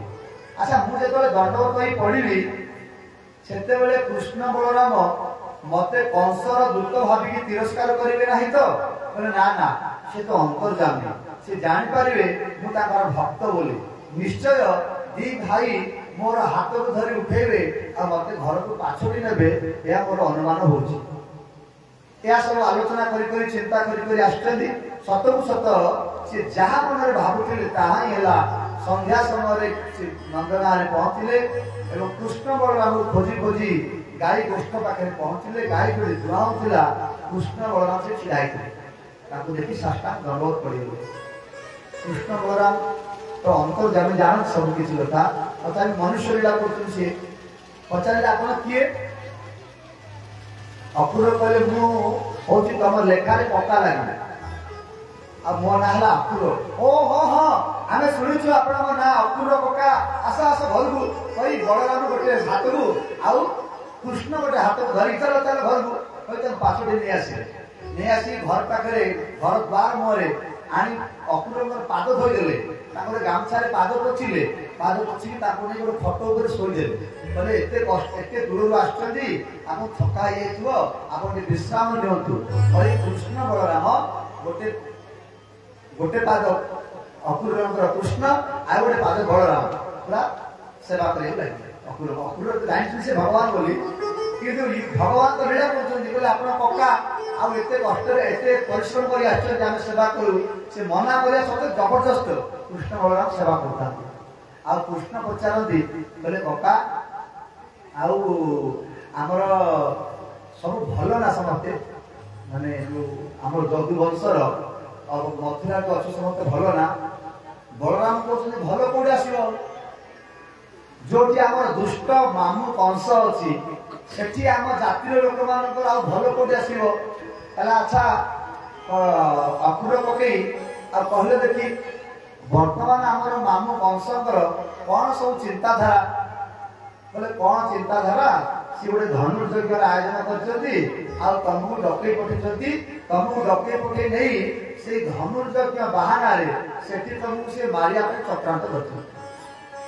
କୃଷ୍ଣ କହିଲେ ମାମୁ ଆମକୁ ମାରିବେ ନା ଆମେ ମାମୁକୁ ମାରିବା? କହିଲେ ଆପଣ ଖାଲି ଗୋଟେ କାମ କରନ୍ତୁ ପକା ଖାଲି ବାପାଙ୍କୁ ଟିକେ କହିଦେଇ ଖାଲି ଅନୁମତି ନେଇ ଆସନ୍ତୁ ଯିବା ଆମେ ସେଟା। ଏତିକି ଭିତରେ ନନ୍ଦ ମହାରାଜ ଆସି ପହଞ୍ଚିଗଲେ। କହିଲେ ଆରେ ଅପୁର ତମେ କେତେବେଳେ ଆସିଲ? ଏପରି ଗୋଟେ ଘଟଣା, ମତେ ବଂଶ ପଠେଇଛନ୍ତି ଆଉ ଆପଣଙ୍କୁ ନିମନ୍ତ୍ରଣ ଦେବା ପାଇଁ ପୁଅକୁ ଧରିକି ଆପଣ ଯିବେ ଧନୁର୍ଯୋଗ। ନନ୍ଦ ମହାରାଜ ଖୁସି ହେଇଗଲେ। କହିଲେ ମୁଁ ବହୁତ ଦିନ ହେଲା ଭାବୁଥିଲି କେବେ କୃଷ୍ଣ ବଳରାମଙ୍କୁ ନେଇ ମୁଁ ଟିକେ ମଥୁରା ଟିକେ ବୁଲେଇ ଆଣିବି ବୋଲି। ଭଲ ହେଲା, ଗୋଟେ ସାথে ଦିଟା କାମ ହବ, ସେ ଧନୁର୍ଯୋଗ ଦେଖିବାର ହବ ଆଉ ମଥୁରା ବୁଲିବାର ହବ। ଯଶୋଦା ମା ଶୁଣିଦେଲେ ନନ୍ଦ ମହାରାଜ ପରି କହିବା। କହିଲେ କଣ ହେଲା? ତମକୁ ଆଉ କିଛି ଦେଖାଗଲାନି? ଶେଷରେ କୃଷ୍ଣ ବଳରାମ ଧରି ମଥୁରା ଯିବାକୁ ଚିନ୍ତା କରୁଛ? ଏମାନଙ୍କୁ ତ ଖାଇବା ଜଣା ନାହିଁ, ଦିନକୁ 10 ଥର 20 ଥର ଖାଉଛନ୍ତି। ମଥୁରା ଗଲେ ସହରରେ କୋଉଠି କଣ ଖାଇବେ? ଇଏ ତ ଖାଇବା ଶିଖିନି, ଆପଣ ହାତରେ ଖୋଇବାକୁ ପଡୁଛି। ଇଏ ମଥୁରା ଗଲେ କୋଉଠି ଖାଇବ? ନନ୍ଦ ମହାରାଜ କହିଲେ ଦେଖ ଯଶୋଦା ରାଣୀ, ମୁଁ ବୁଢା ହେଇଗଲି। ମୋ ପରେ ବର୍ତ୍ତମାନ ଏଇ ଗୋପପୁରର କିଏ ରାଜା ହବ? ମୁଁ ଭାବୁଛି ଆମ କନ୍ୟାକୁ ମୁଁ ଏ ଗୋପପୁର ରାଜା କରିବି। ହେଲେ ଯଦି ଏ ସହର ଦେଖିବ ନାହିଁ, ସହରର ଚାଲିଚଳନ ଜାଣିବ ନାହିଁ, ଗୋଟେ ରାଜା କିପରି ହବ? ତେଣୁ ମୁଁ ଆକୁ ସାଥିରେ ନେବି, ସାଥିରେ ବୁଲେଇ ଦେଖେଇକି ମୁଁ ନେଇ ଆସିବି। ତମେ ଚିନ୍ତା କରନ, ତାର ଯାହା ଯେତେବେଳେ ଖାଇବା ସବୁ ବସ୍ତୁ ଅଛି ମତେ ତମେ ଶିଖେଇ ଦିଅ, କେତେବେଳେ କଣ ଖାଉଛି ଆଉ ସେ ବସ୍ତୁ ସବୁ ଦିଅ ମତେ, ମୁଁ ତାକୁ ସାଥିରେ ନେବି, ସାଥିରେ ନେଇ ଆସିବି। ଯଶୋଦା ରାଣୀଙ୍କର ତ ଇଚ୍ଛା ନଥିଲା, ତଥାପି କିଛି ନନ୍ଦରାଜାଙ୍କର ଏତେ ଆଗ୍ରହ ଦେଖି ସେ ଆଉ କିଛି କହିପାରିଲେ ନାହିଁ। ରାତି ସାରା କେବଳ ଯଶୋଦା ମା କାନ୍ଦୁଛନ୍ତି, ରୋଷେଇ କରୁଛନ୍ତି। ଏଭଳି ନନ୍ଦ ମହାରାଜ ରାଜ୍ୟ ଗୋପପୁରରେ ଘୋଷଣା କରିଦେଲେ ଆସନ୍ତା କାଲି ଧନୁର୍ଯୋଗ ଦେଖିବା ପାଇଁ ବୋଲି ମୁଁ ଓ ମୋର ପୁତ୍ର ମାନେ ଯିବା ପାଇଁ ପ୍ରସ୍ତୁତ। ଆଉ ଆସନ୍ତା କାଲି କେହି ଦହି କ୍ଷୀର ବିକିବା ପାଇଁ ବୋଲି କେହି ମଥୁରାକୁ ଯିବ ନାହିଁ। ସବୁ ଭେଟ ଦିଆହବ ବଂଶକୁ। ଆଉ ଯୋଉମାନଙ୍କର ଇଚ୍ଛା ମଥୁରା ଯିବା ପାଇଁ ସେମାନେ ଆମ ସାଥିରେ ଆସିପାରିବେ। ଏଠି ଧିଉଣ୍ଡରା ପିଟା ହେଇଗଲା ଚାରିଆଡେ। ସବୁ ଗୋପାଳ ଲୋକମାନେ ସେମାନେ ପୁରା ଆଗ୍ରହ, ଚାଲ ଆମେ ମଥୁରାକୁ ଯିବା କୃଷ୍ଣ ବଳରାମ ସହିତ ବୋଲି। କିନ୍ତୁ ଯୋଉ ଗୋପୀ ମାନେ ଥିଲେ ସେମାନଙ୍କୁ ଅବୃତ ହେଲା। ସେମାନେ କହିଲେ ଯେ କୃଷ୍ଣ ହଉଛି ଭୋଳା, ଇଏ ଅତି ସରଳ, ଆଉ ମଥୁରାର ନାରୀ ମାନେ ହେଲେ ବଡ କୁଟିଳ। ଆଉ ଇଏ ଯେତେବେଳେ ମଥୁରାକୁ ଯିବ, ସେ କୁଟିଳ ସ୍ତ୍ରୀ ମାନେ ତାଙ୍କ ପ୍ରେମରେ ତାକୁ ଫସେଇ ଦେବେ, ଆଉ ଏ କୃଷ୍ଣକୁ ଛାଡ଼ିବେ ନାହିଁ। କେଡେ କଥା ହେଲା, ଏ କି ପ୍ରକାର ବିଚାର ହେଇଗଲା କହି ସେମାନେ କଣ କଲେ, କାନ୍ଦି କାନ୍ଦି ବିଧାତାକୁ ଗାଳି କରିବାକୁ ଲାଗିଲେ। ଅହୋ ବିଧାତା स्तवन कोचिदया संयोज्य मैत्रा प्रणयेन देहिन तांश्च अकृतार्थान् विनुक्य पार्थक्य विक्रीडितं ते अर्भक चेष्टितं यथा। अहो विधाता, हे विधाता, तुमको सृष्टि कर जना नहीं। तुमको जदि सृष्टि कर जना नहीं, सृष्टि करूथुल नहीं। अहो विधाता, स्तवन कोचित दया, तुम भीतर टिके दया भी नहीं। संयोज्या मैत्रिया प्रणयन देहि नह, ए संसार लोक मानकु परस्पर भितर मिसई दे भल पाइबा आरंभ कर दउछ। ସେମାନେ ଭଲ ପାଉଛନ୍ତି ତାଙ୍କର ଭଲ ପାଇବା ପୂର୍ଣ୍ଣ ନ ତାଙ୍କ ଅକୃତାର୍ଥାନ୍, ସେମାନଙ୍କର ଭଲ ପାଇବା ପୂର୍ଣ୍ଣ ହେଇନଥାଏ, ତାଙ୍କୁ ତମେ ଅଲଗା କରିଦଉଛ। କିଏ ମରିଯାଉଛି, କିଏ ଛାଡ଼ି ପଳେଇ ଯାଉଛି, ତାକୁ ରୋଗ ହେଇଯାଉଛି, ଯିଏ ଭଲ ପାଉଥିବା ଲୋକ ସନ୍ଦେହ କରୁଛି। ତ ଭାବୁଛ କଣ ଏ ଯୋଉ ଭଲ ପାଇବାଟା ଏଇଟା କଣ ବିକ୍ରୀଡ଼ିତଂ ଅର୍ହକଂ ଚେଷ୍ଟିତଂ ଯଥା।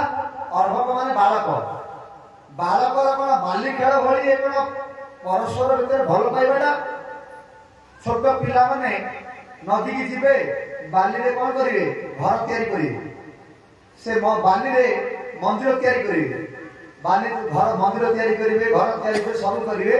ଖେଳ ସରିଲା ପରେ ସେ ପିଲାମାନେ କଣ କରିବେ? ଗୋଡରେ ସେ ମନ୍ଦିର ଭାଙ୍ଗିଦେବେ, ଘର ଭାଙ୍ଗିଦେବେ, ପଳେଇବେ।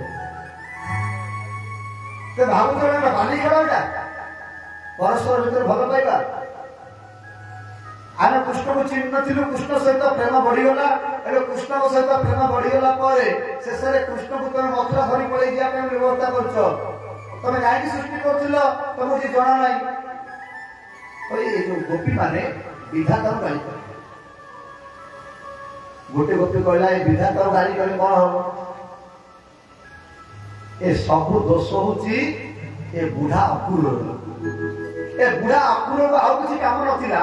ବୁଢା ହେଲାଣି, ତାର ଟିକିଏ ହେଲେ ଜ୍ଞାନ ନାହିଁ ଯେ କୃଷ୍ଣକୁ ଆମେ କେତେ ଭଲ ପାଉଛୁ, ଆମ ପାଖକୁ ଛଳେଇକି ନେଇଗଲେ ଆମର କେତେ ମନରେ କଷ୍ଟ ହବ, ତାର ଟିକେ ବିଚାର ନାହିଁ। ଏ ବୁଢାର ନାଁ ଅପୁର ଦେଲା କେଜାଣି କିଏ? ମତେ ଯଦି କହନ୍ତା ଏ ବୁଢାର ନାଁ ପରିବର୍ତ୍ତନ କରିଦେଇକି କୁରୁର ବୋଲି କହିଥାଉ, କୁରୁ ରହିଲା ଘର ଭଙ୍ଗା ଲୋକ ଆସିଛି ଆମ। ଆଉ ଗୋଟେ ଗୋପୀ କହୁଛି ଏ ବୁଢା ଅପୁର ଗାଳି କଲେ କଣ ହବ, ବିଧାତାର ଗାଳି କଲେ କଣ ହବ? ସବୁ ତ ଦୋଷ ଆମ ଶ୍ୟାମ ସୁନ୍ଦର। ଦେଖୁନ ରାତି ନ ପାଉଣୁ ଯାଇକି ରଥରେ ବସି ପଡୁଛି ମଥୁରା ଯିବ ବୋଲି, ତାର ମନ ନଥିଲେ କଥା ନେଇଥାନ୍ତା। କହି ରାତି ସାରା ସମସ୍ତେ ବିଭିନ୍ନ ପ୍ରକାର ଯୁକ୍ତି ତର୍କ କରି କାନ୍ଦୁଥାନ୍ତି, ନିଦ ନଥାଏ। ଭଗବାନ କୃଷ୍ଣ ବଳରାମ ସେ ରାତି ନ ପାଉଣୁ ପୁରା ଉଠି ଗାଧବାଦ କରି ପୁରା ରଥରେ ପୁରା ବସି ପଡିଲେଣି। ଗୋପୀ ମାନେ ଆସି ସେ ରଥ ସାମ୍ନାରେ ସମସ୍ତେ କହି କହି ଦୂରରୁ କାନ୍ଦୁଛନ୍ତି। ଶେଷରେ ସେମାନେ କିଛି ଉପାୟ ନ ପାଇ ପାରି କହିଲେ କଣ କରିବା, ଆମେ ଯଦି ଆଙ୍କୁ ନିବାରଣ ନ କରିବା ତାହେଲେ ଅପୁର ଆମକୁ ଧରି ପଳେଇଯିବ। ସବୁ ରେଡି ହେଇଗଲେ। ତେଣୁକୁ ସେମାନେ ସ୍ଥିର କଲେ ନିବାରୟାମଃ ସମୁପେତ୍ୟ ମାଧବ କିନ୍ନ କରିସ୍ୟା କୁଳବୃଦ୍ଧ ବାନ୍ଧବଃ।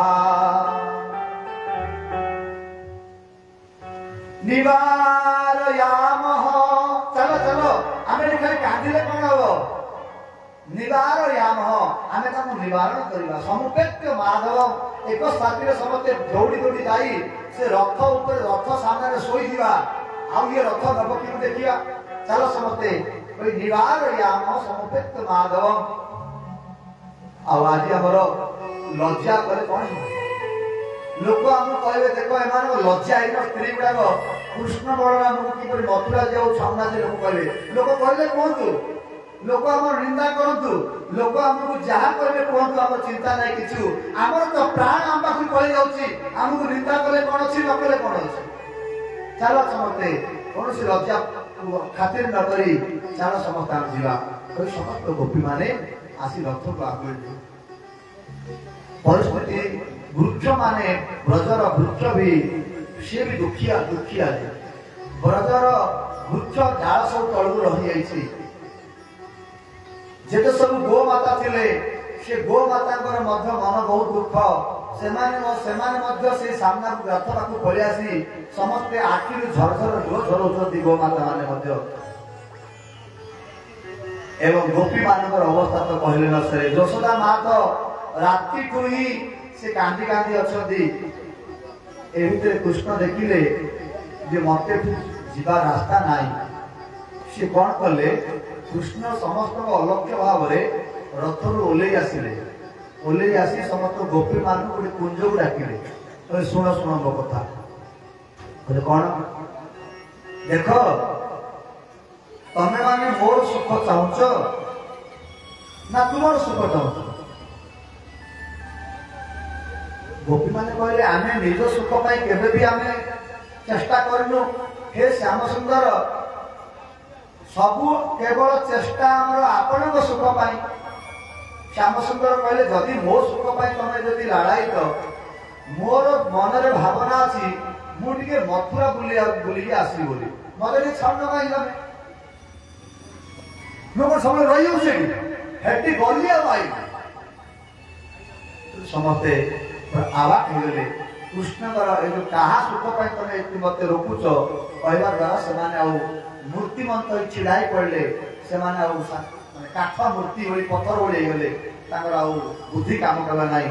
ସେ ସମୟରେ କୃଷ୍ଣ ରଥ ଉପରକୁ ଆସି ଅପୁରଙ୍କୁ ଇଶାରା କଲେ, ଏ ଅପୁର ପକେଇ ଇଏ ହଉଛି ଉପଯୁକ୍ତ ସମୟ, ରଥ ବର୍ତ୍ତା ନାହିଁ। ରଥ ନେଇ ଅକୁର ନେଇ ଆସିଲେ। ଗୋପୀମାନେ ତାଙ୍କ ପଛରେ ଦୌଡୁଥାନ୍ତି ରଥ ପଛରେ। ଯେତେ ଦୂର ପର୍ଯ୍ୟନ୍ତ ରଥର ଧୂଳି ଉଡୁଥାଏ ଚକ ଦ୍ୱାରା, ସେ ଧୂଳିକି ଦେଖିକି ସମସ୍ତେ ଆଶ୍ଚର୍ଯ୍ୟ, ସମସ୍ତେ ହୋ ହୋ ହୋ ହୋଇ ହା କୃଷ୍ଣ ହା ଶ୍ୟାମ ସୁନ୍ଦର କହି ସମସ୍ତେ କାନ୍ଦି କାନ୍ଦି ଭୋଗରେ ଲୁଟପାଟ ହେବାକୁ ଲାଗିଲେ। ଏବଂ ସେଇ ଜାଗାରେ ଜଗି ରହିଲେ ଯେ ଆମେ ଆଉ ଘରକୁ ଯିବାନି, କୃଷ୍ଣ ଯୋଉଦିନ ଫେରିବେ ଆମେ କୃଷ୍ଣକୁ ନେଇକି ଯିବା। ওই ଗାଁ ମୁଣ୍ଡରେ ସମସ୍ତେ ଅପେକ୍ଷା କଲେ। କୃଷ୍ଣଙ୍କ ବିହୀନ ଆମର ଜୀବନର ଗତି ହିଁ କିଛି ନାହିଁ, ଆମର ମୂଲ୍ୟ ହିଁ କିଛି ନାହିଁ। ଏପରି ଭାବରେ କୃଷ୍ଣ ବଳରାମଙ୍କୁ ନେଇ ନନ୍ଦ ମହାରାଜ ରଥରେ, କୃଷ୍ଣ ବଳରାମ ରଥରେ ଏବଂ ଅନ୍ୟ ସବୁ ଗୋପାଳ ପିଲାମାନେ ମଧ୍ୟ ରଥରେ ବସିଛନ୍ତି। କେତେ ବୃଦ୍ଧ ବୟସ୍କ ଗୋପାଳମାନେ ମଧ୍ୟ ଗୋପମାନେ ମଧ୍ୟ ଆସିଛନ୍ତି। ଆସିଲା ସମୟରେ ଅକୁର ସ୍ନାନ କରିନଥିଲେ। କୃଷ୍ଣ ବଳରାମଙ୍କୁ ରଥରେ ବସେଇ କହିଲେ ମୁଁ ଯାଉଛି ଟିକେ ଯମୁନା ସ୍ନାନ କରିବା ସହିତ ବସିଥାଉ। ওই অকুର ଯେତେବେଳେ ଯମୁନାରେ ସ୍ନାନ କରିବା ପାଇଁ ବୋଲି ବୁଡ଼ିଲେ, ସେ ଜଳ ଭିତରେ ଦେଖିଲେ କୃଷ୍ଣ ବଳରାମ ଅଛନ୍ତି। ଆରେ ମୁଁ ରଥ ଉପରେ ବସେଇ ଆସି ତଳ ଜଳ ଭିତରେ କୁଆଡ଼େ ଆସିଲେ? ସେ ଜଳ ଭିତରେ ଉଠି ପୁଣି ଦେଖିଲେ ରଥ ଉପରେ ବସିଛନ୍ତି। କୃଷ୍ଣ ପଚାରୁଛନ୍ତି ପକେଇ କଣ ହେଲା କି? କିଛି ନାହିଁ କିଛି ନାହିଁ। ଆଉ ତଳେ ବୁଲିଲେ ଆଉ ଦେଖିଲେ ଅନନ୍ତ ଶୟନରେ ଭଗବାନ ଶୋଇଛନ୍ତି। କାହିଁକି ନା ଅକୁରଙ୍କ ମନ ଭିତରେ ଭୟ ହେଇଯାଇଥିଲା। ଯଦି ସେ ଭଗବାନଙ୍କୁ ଜାଣିଥିଲେ, ବାତ୍ସଲ୍ୟ ଭାବ ଯୋଗୁଁ ତାଙ୍କ ମନ ଭିତରେ ଭୟ ହେଇଯାଇଥିଲା କଂସ এই କୃଷ୍ଣ ବଳରାମ କାଳେ ମାରିଦେବ ବୋଲି। ତେଣୁ ପୁନର୍ବାର ଭଗବାନଙ୍କର ଭଗବତ୍ତାକୁ ଜଣାଇବା ପାଇଁ ବୋଲି ଜଳ ଭିତରେ ଅକୁରକୁ ଅନନ୍ତ ଶୟନକୁ ଦର୍ଶନ ଦେଲେ। ସେଠୁ ଅକୁର ଆସି ପୁଣି ରଥ ବାହି ନେଲେ। କହିଲେ କୃଷ୍ଣ ବଳରାମ କହିଲେ ଚାଲ ଆମ ଘରକୁ ପଳେଇଯିବା, ଆଜି ରାତିରେ ଆଇବ, ତାପରେ ତମେ ଧନୁର୍ଯଜ୍ଞ ଦେଖିବାକୁ ଯିବ। କୃଷ୍ଣ କହିଲେ ନା ନା, ଆମେ ବର୍ତ୍ତମାନ ସମୟ ନୁହେଁ ଆପଣ ଘରକୁ ଯିବାର, ଆମେ ମଥୁରା ବାହାରେ ତମ୍ବୁ ଟାଣିକି ରହିବୁ। ସମସ୍ତେ କହିକି ମଥୁରା ବାହାରେ ତମ୍ବୁ ଟାଣିକି ନନ୍ଦ ମହାରାଜ ଆଉ ଯେତେ ସବୁ ଗୋପାଳ ମାନେ ଆସିଥିଲେ, କୃଷ୍ଣ ବଳରାମ ସମସ୍ତେ ସେ ରହିଲେ। ଯାହା ସବୁ ଘରୁ ସବୁ ଦେଇଥିଲେ ଖାଇବା ବସ୍ତୁ ଆସିଲା ବେଳକୁ ସବୁ ଖାଇଲେ ପିଇଲେ, ରାତିରେ ସବୁ ଶୋଇଗଲେ। ତାପରେ ସକାଳୁ ସବୁ ରୋଷେଇବାସ ହେଲା, ଜଳଖିଆ ଖାଇଲେ। ତାପରେ ମଧ୍ୟାହ୍ନ ରୋଷେଇ ହେଲା, ମଧ୍ୟାହ୍ନ ପାଇଲେ। ମଧ୍ୟାହ୍ନ ପାଇସାରିଲା ପରେ ଭଗବାନ କୃଷ୍ଣ ବଳରାମ ସକାଳ ଟିକେ ଶୋଇ ପଡ଼ିଲେ। ଘଣ୍ଟାଟି ଖଣ୍ଡେ ଟିକେ ଗଳି ପଡ଼ିଲେ। ଗଳି ପଡ଼ି 3ଟା ବେଳକୁ ଉଠିଲେ। 3ଟା ଉଠିକି କୃଷ୍ଣ ବଳରାମଙ୍କୁ କହିଲେ ଯାଉ ଭैୟା ଚାଲୁନ ଟିକେ ଏ ଧନୁର୍ଯଜ୍ଞ ଦେଖିବାକୁ ବାପା କେତେବେଳେ ଯିବେ ଯେ ଆମେ ଚାଲୁ ଟିକେ ବୁଲିକି ଆସିବା। କୋଉଠି ଟିକେ ମଥୁରାଟାକୁ ବୁଲିକି ଆସିବା, ଆମେ କାଲିକି ଧନୁର୍ଯଜ୍ଞ ହବ ଯେ ଆଉ ଆମେ ଚାଲୁ ଆଜି ବୁଲିକି ଆସିବା। କହିଲେ ବଳରାମ କହିଲେ ତୁ ବାପାକୁ କହ ଯା। କୃଷ୍ଣ କହିଲେ ମୁଁ କହିଲେ ଛାଡ଼ିଦେବି, ତମେ। ସେଠୁ ବଳରାମ ଆସି କହିଲେ କି ଆଉ କୃଷ୍ଣ କହୁଛି, ସଖା ପିଲାମାନେ କହୁଛନ୍ତି ଆମେ ଟିକେ ବୁଲିକି ଆସୁ, ମଥୁରା ଟିକେ ଦେଖିକି ଆମେ ଯିବୁ। ନା ନା ନା, କୃଷ୍ଣକୁ ନେଇକି ଯାଅ ନା, ତମେ ଯିବ ଯାଅ। ଏ କୃଷ୍ଣ ମହାଚଗଲା, ଗଲେ ମାରପିଟ କରିଦେବ, ଝଗଡ଼ା ଲାଗିବ ସେଠି। ସେଠୁ ବଳରାମ କୃଷ୍ଣ ନା ନା ବାପା ମୁଁ ଯିବି। ବଳରାମ କହିଲେ ହଉ ବଳରାମ, ତୋର ଭରସାରେ ମୁଁ ଛାଡୁଛି, ତୁ ଆକୁ ଟିକେ ଯତ୍ନ ନେବୁ, କାହା ସେ ଝଗଡ଼ା ଲାଗିବନି, ଧୀର ଯିବ ଧୀର ଆସିବ। କହିଲେ ହଁ ବାପା ଆମେ ଧୀର ଯିବୁ ଧୀର ଆସିବୁ, କାହାଥିଲେ କିଛି ହଉନାହିଁ, ଖାଲି ଦେଖିବୁ ପଳେଇ ଆସିବୁ। ଚାଲିଲେ କୃଷ୍ଣ ବଳରାମ ଆଉ ତାଙ୍କ ସହିତ ସଖା ପିଲାମାନେ, ଯୋଉ ବୃଦ୍ଧ ଲୋକମାନେ ଆସିଲେ ସେମାନେ ଅଛନ୍ତି ନନ୍ଦମାନ ସାଥିରେ ତମ୍ବୁରେ, ଏମାନେ ସବୁ ଚାଲିଲେ ବୁଲିବାକୁ।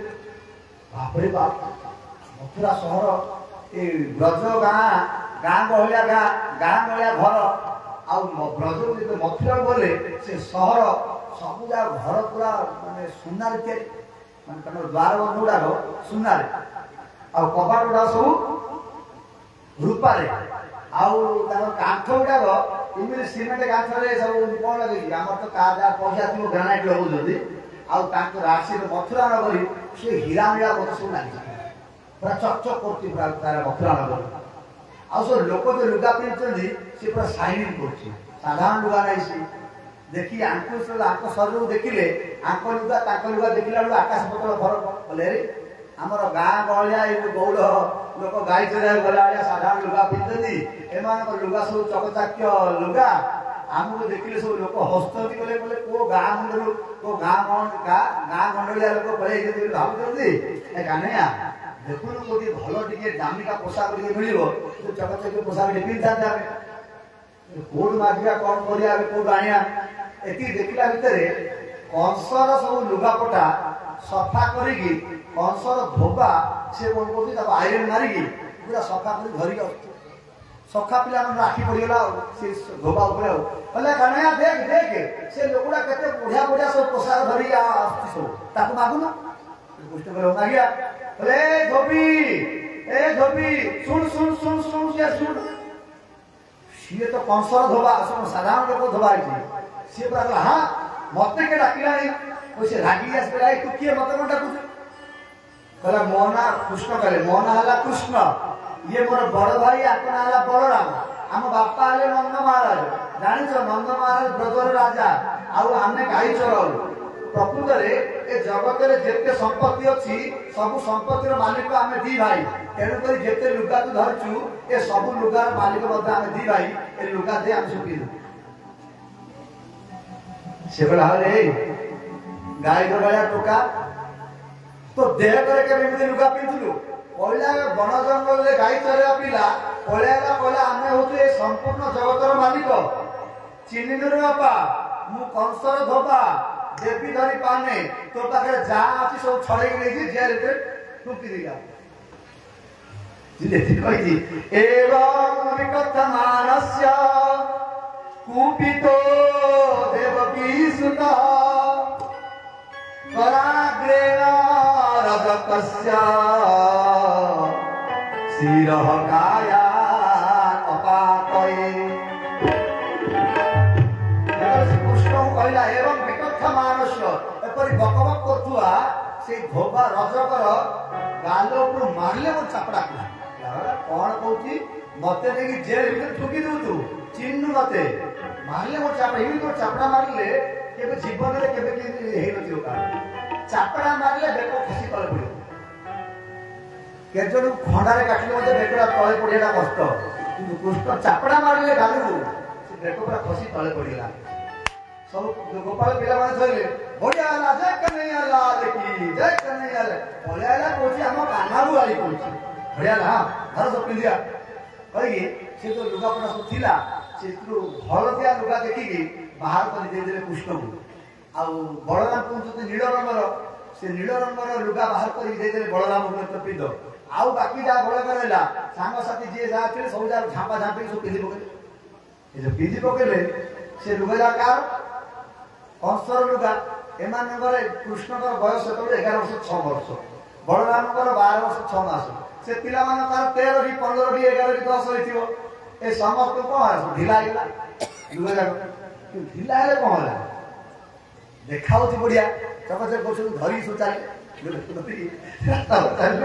एला भरे के कोइला के भाबिले बोले आमे जे सब धरी जाउ लुगा उडालो के कहबा हम काटे बाकी धरी पड़ाइछी बोले कौन करिया बोले खाना देखो ना पूरे दर्जी उठी हो सिले दो दिए से बोले हो देखिया थोड़ी कौन देखिया कह देखो दर्जी थिला रास्ता रे दर्जी हम लुगा सब की टाइट फिट कर देलु ये तो आगु प्रचार हे गला मानला रे चापड़ा दे कार होई से दोबार मुंड खसी पड़ी जाई आउ से अछि की ता पाखे जेते सांग साथ दर्जी सब डाकी देगी हां याके सब काम सब फटाफट कर दियो बलराम कृष्ण कर बाकी सांग पिला मानकर सब लुगा पूरा टाइट फिट हे गला बढ़िया हे बता सब होला फूल माला टिके नहले मजा नहीं सेठू से फूल काना फूल माला को देखो टिके से देखला बोले सुदामा नामक जने माली से फूल माला बोलतिला भगवान जे कहले आपटी फूल माला दबा हमको बोला गोटे आगे पूरा नहीं जा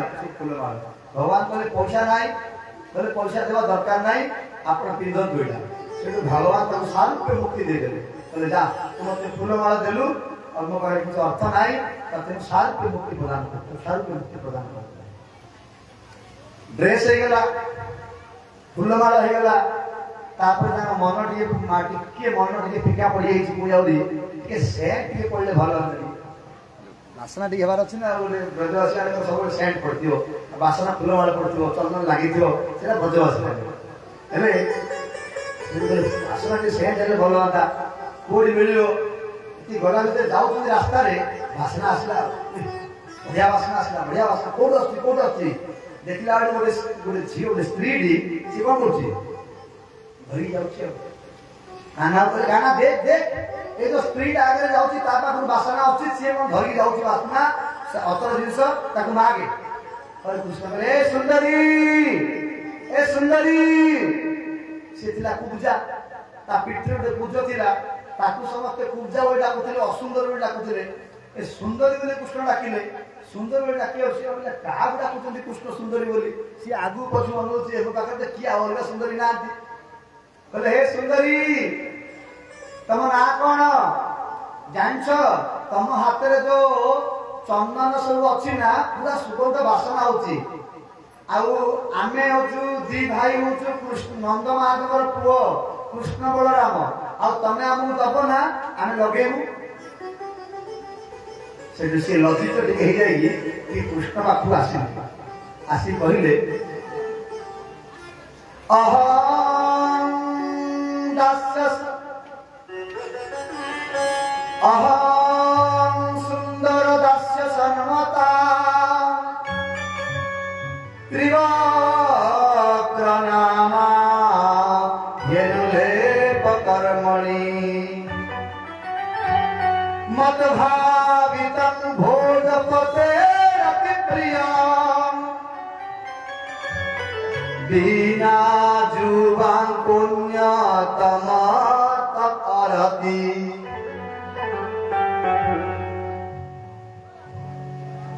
अहं सुंदर दास्य सन्मता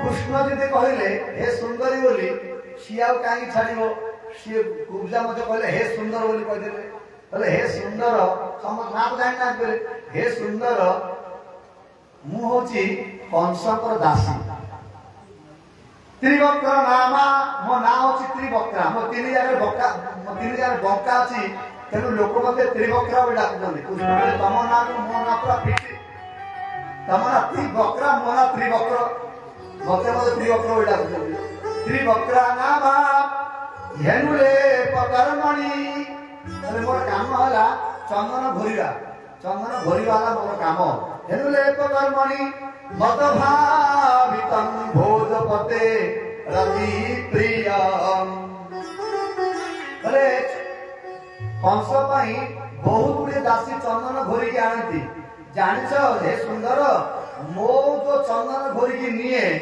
मो चंदन को कंस पूरा बहुत श्रद्धार सहित लगा किंतु से योग्य नुहे बिना जुबान कोन तम तथापि मो चंदन घोषा को लगे पाई कंस योग्य नै तमे दी भाई मते लागुछ योग्य लगे पे कृष्ण कहले जदि आमे दी भाई योग्य विलंब काई लगे दो ना से कुब्जा कोन कले तांकर अंटा ठारू आरंभ करी मुंड पर्यंत कृष्ण कर लगे देले आ बलराम कर मध्य अंटा ठारू आरंभ करी मुंड पर सब चंदन लगे देले लगे तांको की श्रृंगार कर देले टोपा करी फूल टे करी तांको सजे देले से सखा पिला मन लगे जाउथिले सखा पिला मन कहले हम लगिया दरकार नै हम बासना आले हेला खाली कहि से बाहा का बड़का थिला कृष्ण बलराम लगेला पर चंदन ताको सब हाथ में धरले लगे बोले चारे टिके टिके आ बढ़िया बासना आला चलले हेले कृष्ण कहले इतनी सुंदर चंदन लगेला श्रृंगार करला कौन देबी आपको पाखुटी आस कृष्ण डाकिले डाकी तांको पंजा ऊपर पादर पंजा ऊपर निजर पादड़ा को रखी कुब्जा कर थोड़ी की हाथ लगे झटका मार ये झटका मारछने ताकर कुजड़ा ठीक हे गला सत्य को सत्य से त्रिभुवन सुंदरी हे गले जय जय कृष्ण कन्हैया लाल की तापरे से पचारे कृष्ण बलराम जे धनुर्यज्ञ कोड होचे आमे देखिया बुझिबा धनुर्यज्ञ देखु जगह बते देले से जगह धनु अछि श्री कृष्ण आसी देखिले से धनुटा को बाहा हाथ उठेले उठेकी डाण हाथ गुण चढ़ेले एति भितरे हनुटा भागी गल जीवनी धनु भागी जाइछि कंसर गोटे निर्देश थिला धनु को जे भागी दव ताको सिपाही मानु से डकिता ताको मार दव बोली तो समस्त सिपाही माने सब दौड़ी आसिले कृष्ण को बलराम मारिया पे बोली कृष्ण जो भांगी थे धनुटा को गोटे खंड बलराम दे देले आ गोटे खंड निजे धरले दी भाई खंड धनुर दी खंड धरले जी आसला पकड़े पोट गोटे माटे धरि बोली गोटे माटे धरि जेते सब थिले सेठी सिपाही माने सब जाक मृत्युवरण कले एपटे संध्या आइथिला संध्या आइता कले पळे बापा कले गाड़ी बोली कोन संध्या आइता पळे किया कले कृष्ण बलराम से शिविर को पले आसे जोट में रहउतले मथुरा बाहर एपटे खबर मिलगला कंस को जे कृष्ण आउ बोली पिलाटा से धंदा भागी देछि ताको निद नै कहले कोन करिवे ना तो कहता कथा सत सी ही प्रकृति रे कहछि देवकी अष्टम गर्भ संतान कोन करिवे से रात्रि घोषणा कर देला कहला आसंता काली गोटे मल्लयुद्धर प्रतियोगिता हो चाणूर मुष्टिक सहित कृष्ण बलरामकर जो माने देखिया इच्छा समस्ते से गोटे गैलरी क्रिकेट खेल देखिया सब गैलरी बसुना से खेल पड़िया अच्छे से खेल पड़िया प्रतियोगिता हम समस्ते आसो समस्ते पड़िया सब लोक पूरा जमा हो गले से खेल पड़िया परदिन चाणूर मुष्टिक जगी अच्छी खेल पड़िया जावा पूर्व गोटे हाथी रखी कंस से कुबड़ा पीड़ हस्ती गोटे हाथी कि 1000 हाथीर बड़ कृष्ण बलराम जो आसिले से युद्ध भूमि में प्रवेश करने बोली से कुबड़ा पीड़ हस्ती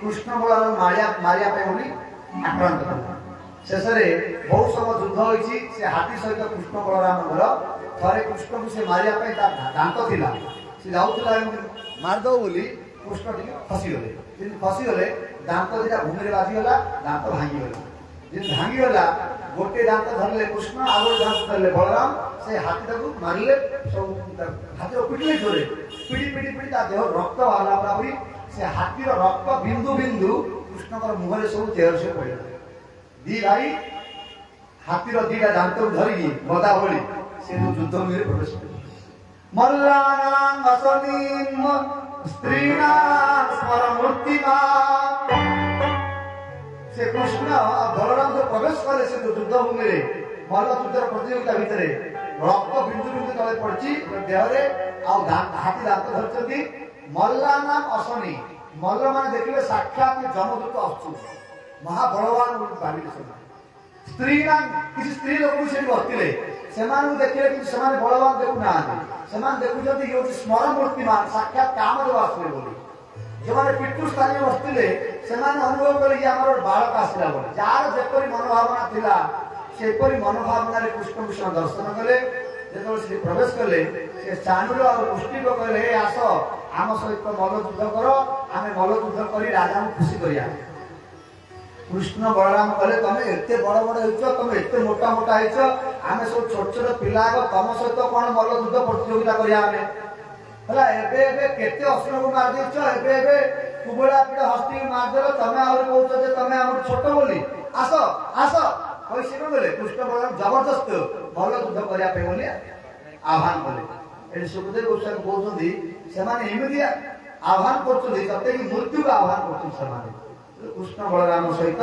चाणूर मुष्टिक मल्ल युद्ध होला शेष में कृष्ण बलराम चाणूर मुष्टिक को प्रहार कर मुष्टि प्रहार कर मार चाणूर मुष्टिक मरिगला पर आ कंसर होश उड़ीगला निशारयत दुर्वृत वसुदेवात्मजो गृहात् धनं भरत गोपाना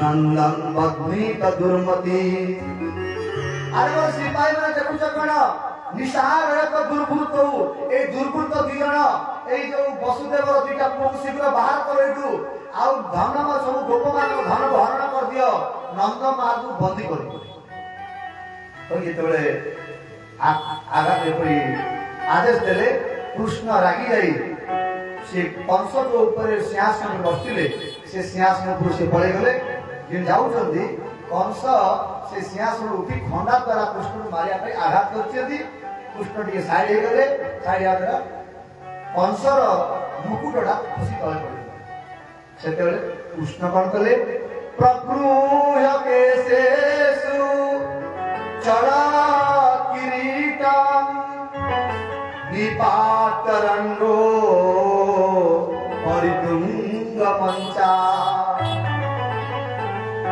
प्रगृह्य केशेषु चलत किरीटम निपात रंगो परितुंग मंचा चुट्टी को धरी कृष्ण कौन कले से रथर मंच उपरु से मंच उपरु तळु फोपार देले और तांको को निजे देई पड़े जागरा कंसर मृत्युवरण हला जय कंसारी कृष्ण कन्हैया लाल की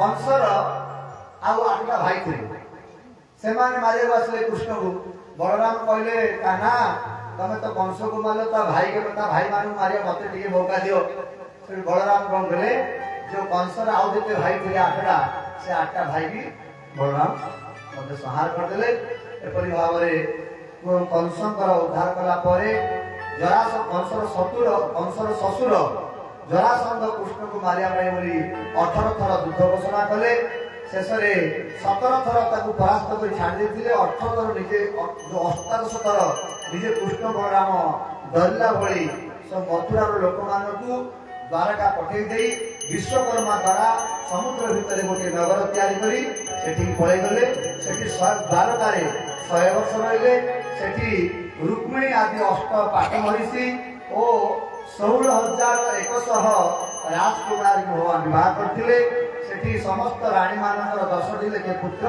गोटे लेखे कन्या जन्म ग्रहण करथिले आउ कृष्ण समस्त दुष्ट मानक संहार कर सारा परे निजे मध्य भगवान स्वधाम को चली जाइथिले।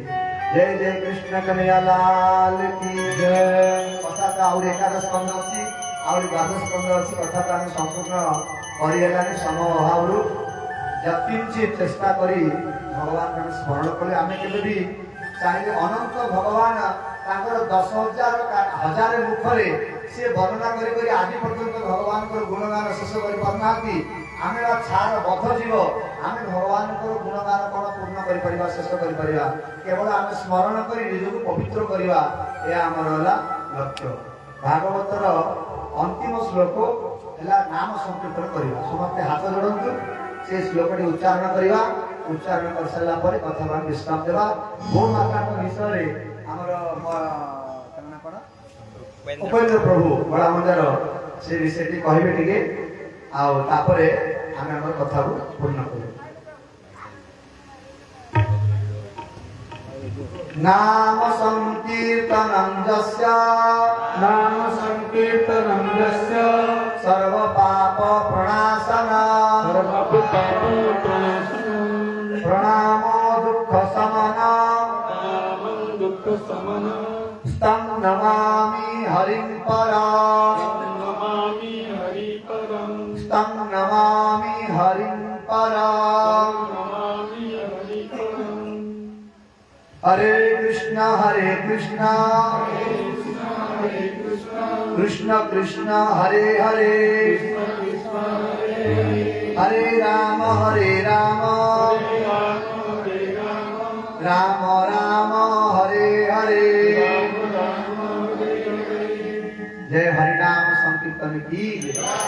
भागवत शुणिबार फल है भगवान का नाम रुचि आसवा दरकार जार भगवान का नाम रुचि न आसला भागवत से शुणी ना प्रमाण। हरे कृष्ण।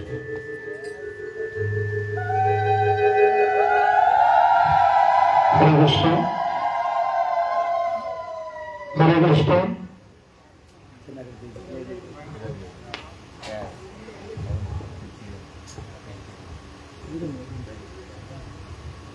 हरे कृष्ण। आमर सेमिति योग्यता नहीं गोमाता कहवाई तथापि साधु सतर मुखर जहाँ किसी शुणुचु तार कि कहबू अद्य किसी कहीपरू ना से जदि भूल हम क्षमा देवे। आमर देश स्वाधीन होगा पूर्वर आम देशर साधु सत माने गोमाता को राष्ट्रमातार सम्मान देवाई